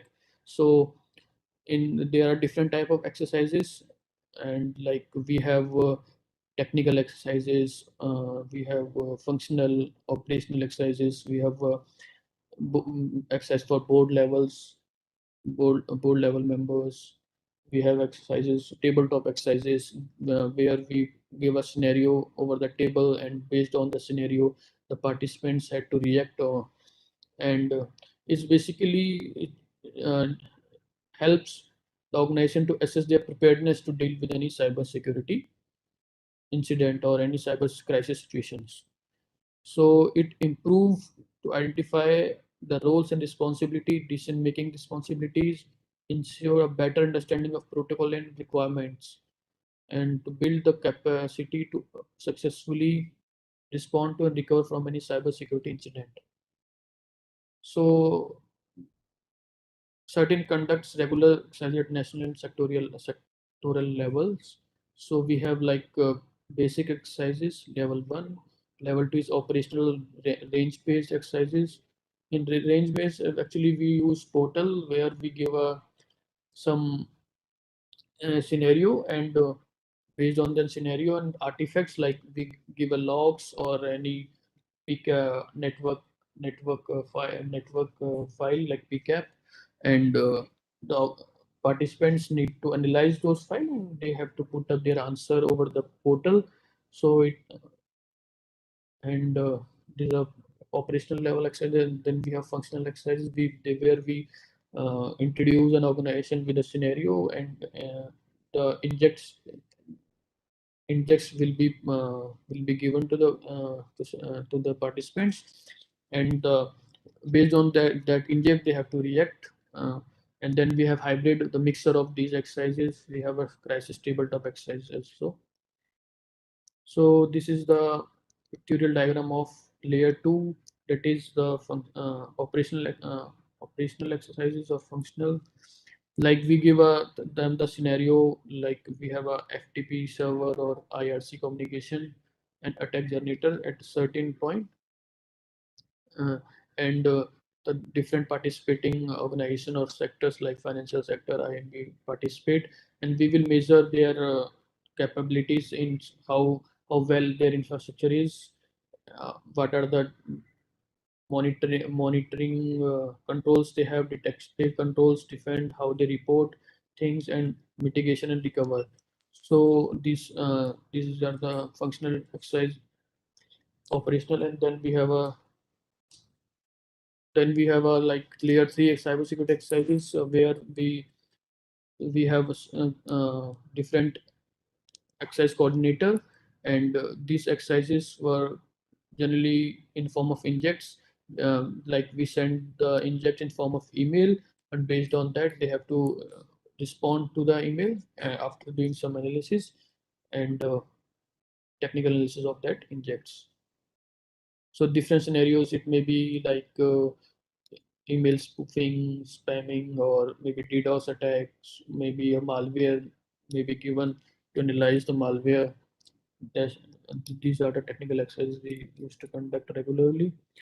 And these are the in tabletop exercises we used to like there are different scenarios like initial preparation, then exercise and scenario design, then we discuss and respond, and then at last facilitator will go with the analysis of the whole scenario. Then communications scenarios also the exercise is scenario to aim at building the gap and to strengthen the communication between technical and non-technical level and simulate different teams, position holders and executives in the organizations. So media management. So how do you respond to the media queries?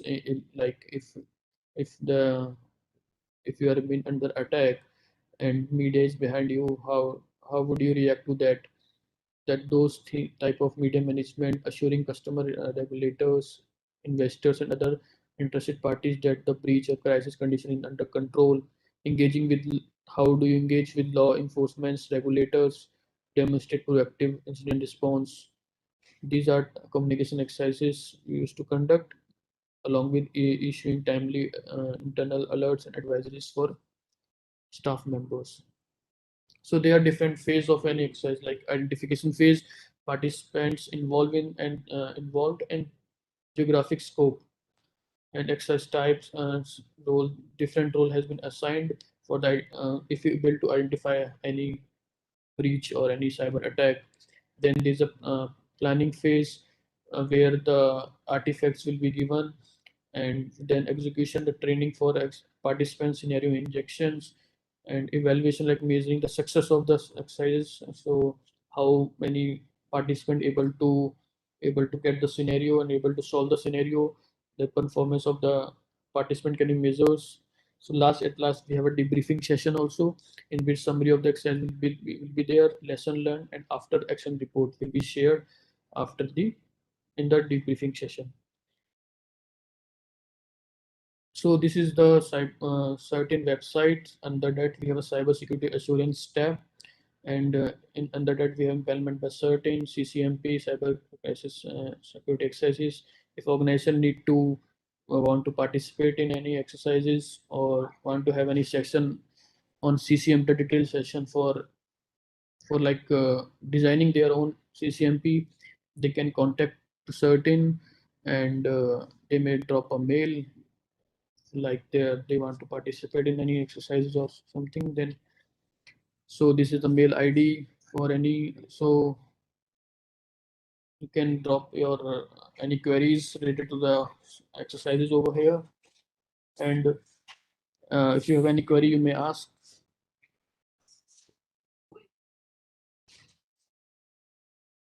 So over to you now.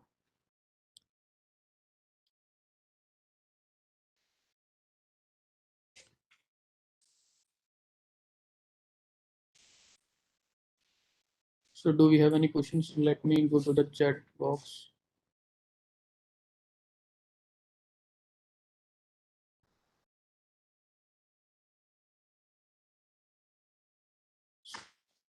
So we have a question like where we can get the CCMP document.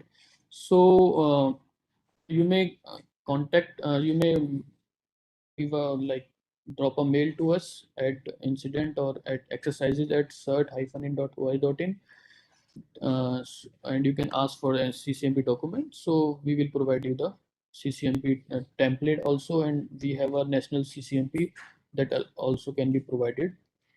You need to send just a request for that over the mail.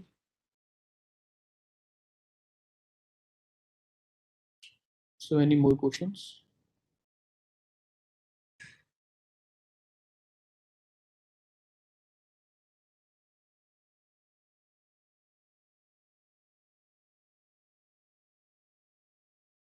How do you go about? Sir, there is one more question. Yes. How do you go about documenting your risk analysis? Is documenting important? How to keep it simple? Like yes, of course you have to document, like as in CCMP also you need to identify your assets, and based on your assets and the dependency of that asset on the cyber infrastructure, you need to go for the risk analysis, like and do risk analysis based and then that need to be documented.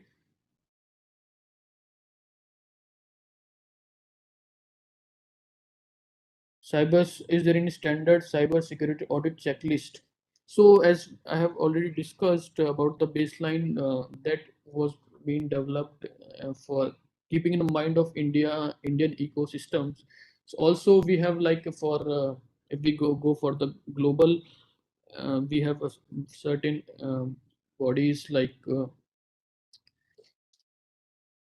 we have certain bodies like NIST. You can go for NIST cybersecurity framework.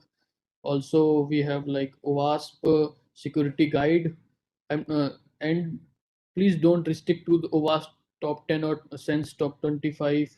So you should go for the OWASP security guides and NIST cybersecurity framework for this if you're going for any cybersecurity audit checklisting.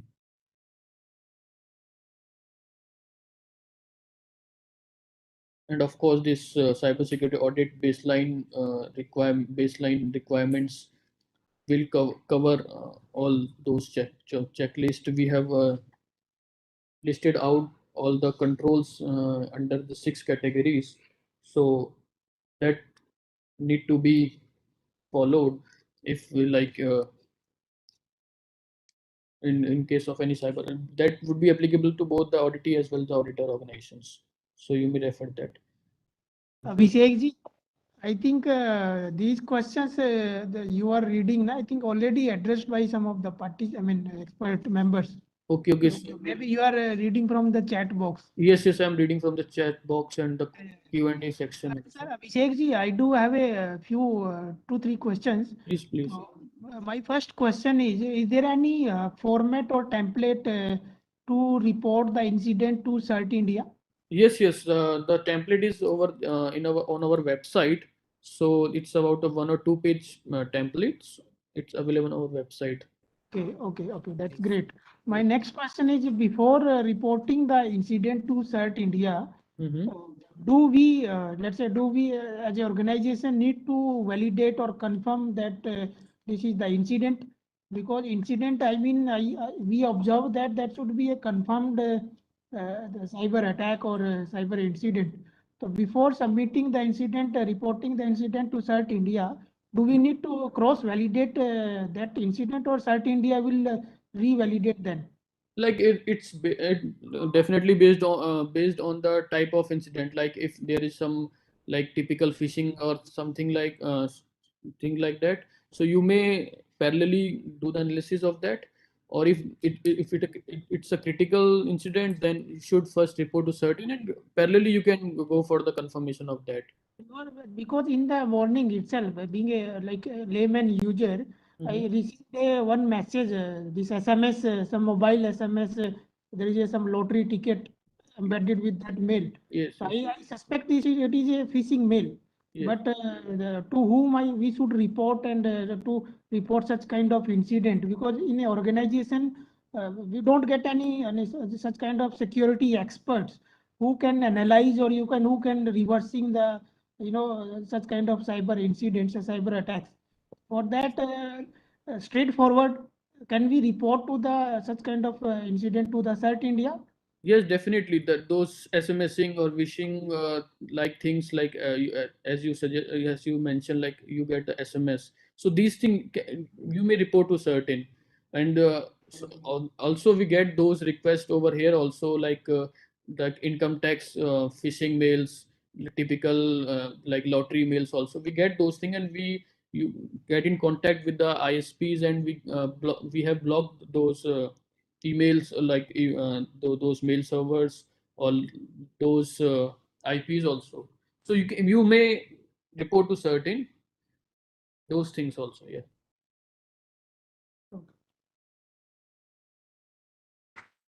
If there is any other question, you can ask in the chat box.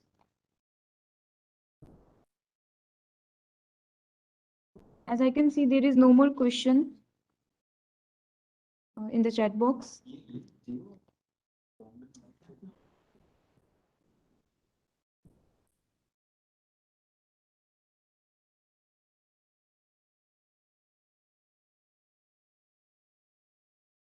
In future also, if you have any questions, you may like with respect to like exercises or any CCMP or empanelment, you may drop a mail to incident or info@cert-org.in. You may definitely get an answer from the respective team. So the one common mail ID is there. So any type of question with respect to this, you may report to or drop a mail to incident or info. Abhishek, one last question. Yes. There is a plenty of these virtual platforms like the WebEx or plenty of platforms are available. Yes. So, is there any security policies, procedures vetted by CERT India for the using the authentic virtual platform with So respect to security? yeah, actually these like WebEx and all specific to those, we don't have any specific these thing, but we have a generic guidelines pertaining to like going these WebEx or any calibration softwares. We for generic we have guidelines. The guidelines is like for work from home or remotely teleworking. These type of thing we have a guidelines present on our website. So you may refer the guidelines. You can get the link on the home page of that website. So generic to any specific, we don't have any such guidelines.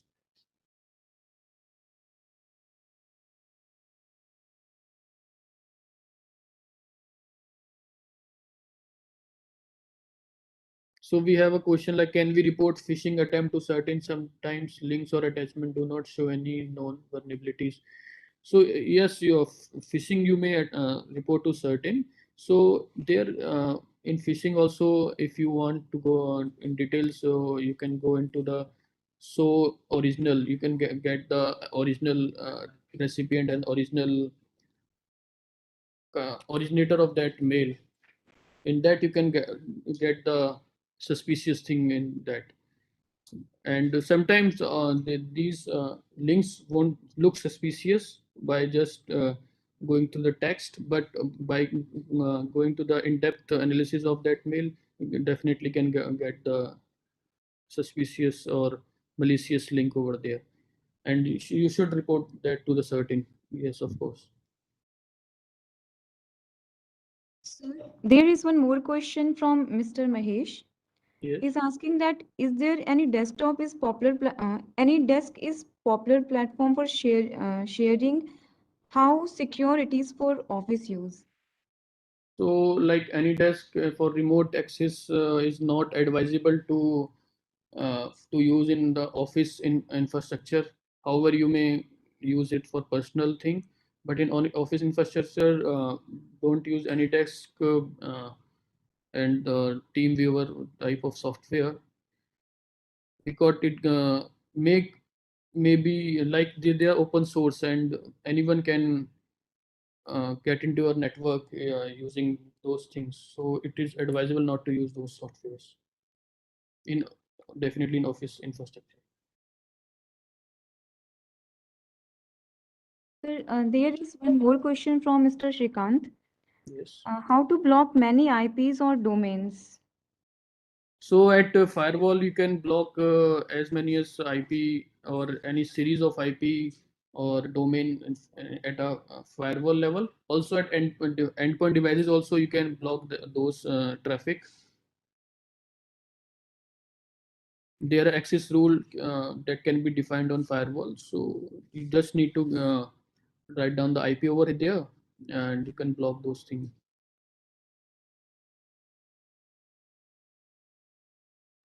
Sir, this is Mansi Sharma. Yes.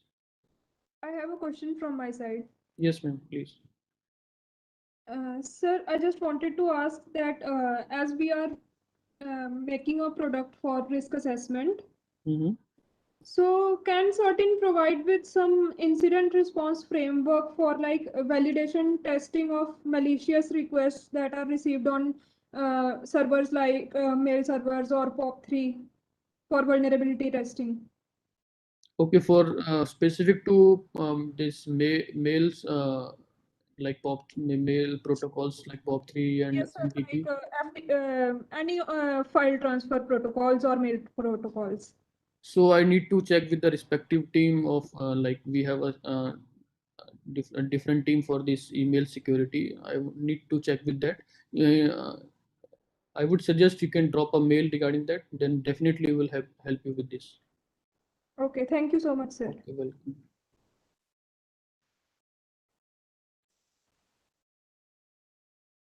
Okay, sir. I think there is no more question. Okay. So, thank you, sir, for sharing your valuable knowledge about cybersecurity audits, as it being comprehensive analysis and review of the IT infrastructure of an organization, and sharing the empanelment process like documentation review, round offline practical skill test, followed by vulnerability assessment and personal interaction session at CERTIN. It's great to hear that it facilitates a stronger cybersecurity posture for all entities. Cybersecurity audit baseline as defined as the minimum controls to be audited for cybersecurity of an organization with different categories like management, protection, detection, etc. Also, you gave a light on different types of risk information infrastructure and its mandatory markers, and shared a useful information about cyber resilience and its interesting depiction, the impact of cyber attack and the prevention and its precautionary measures like background checks, business continuity plan, etc. And thank you for suggesting us for different layers of exercises for cybersecurity. As we are moving toward the end of today's session, a very big thank you to all the speakers for their erudite and enriching talks. Also, thank you to all the members of the audience for participating in such an overwhelming and enthusiastic manner. The show is not over. We meet again at 10 o'clock tomorrow morning. We request you all to join the meeting 10 minutes prior from the scheduled time. Thank you once again. We end it here for today.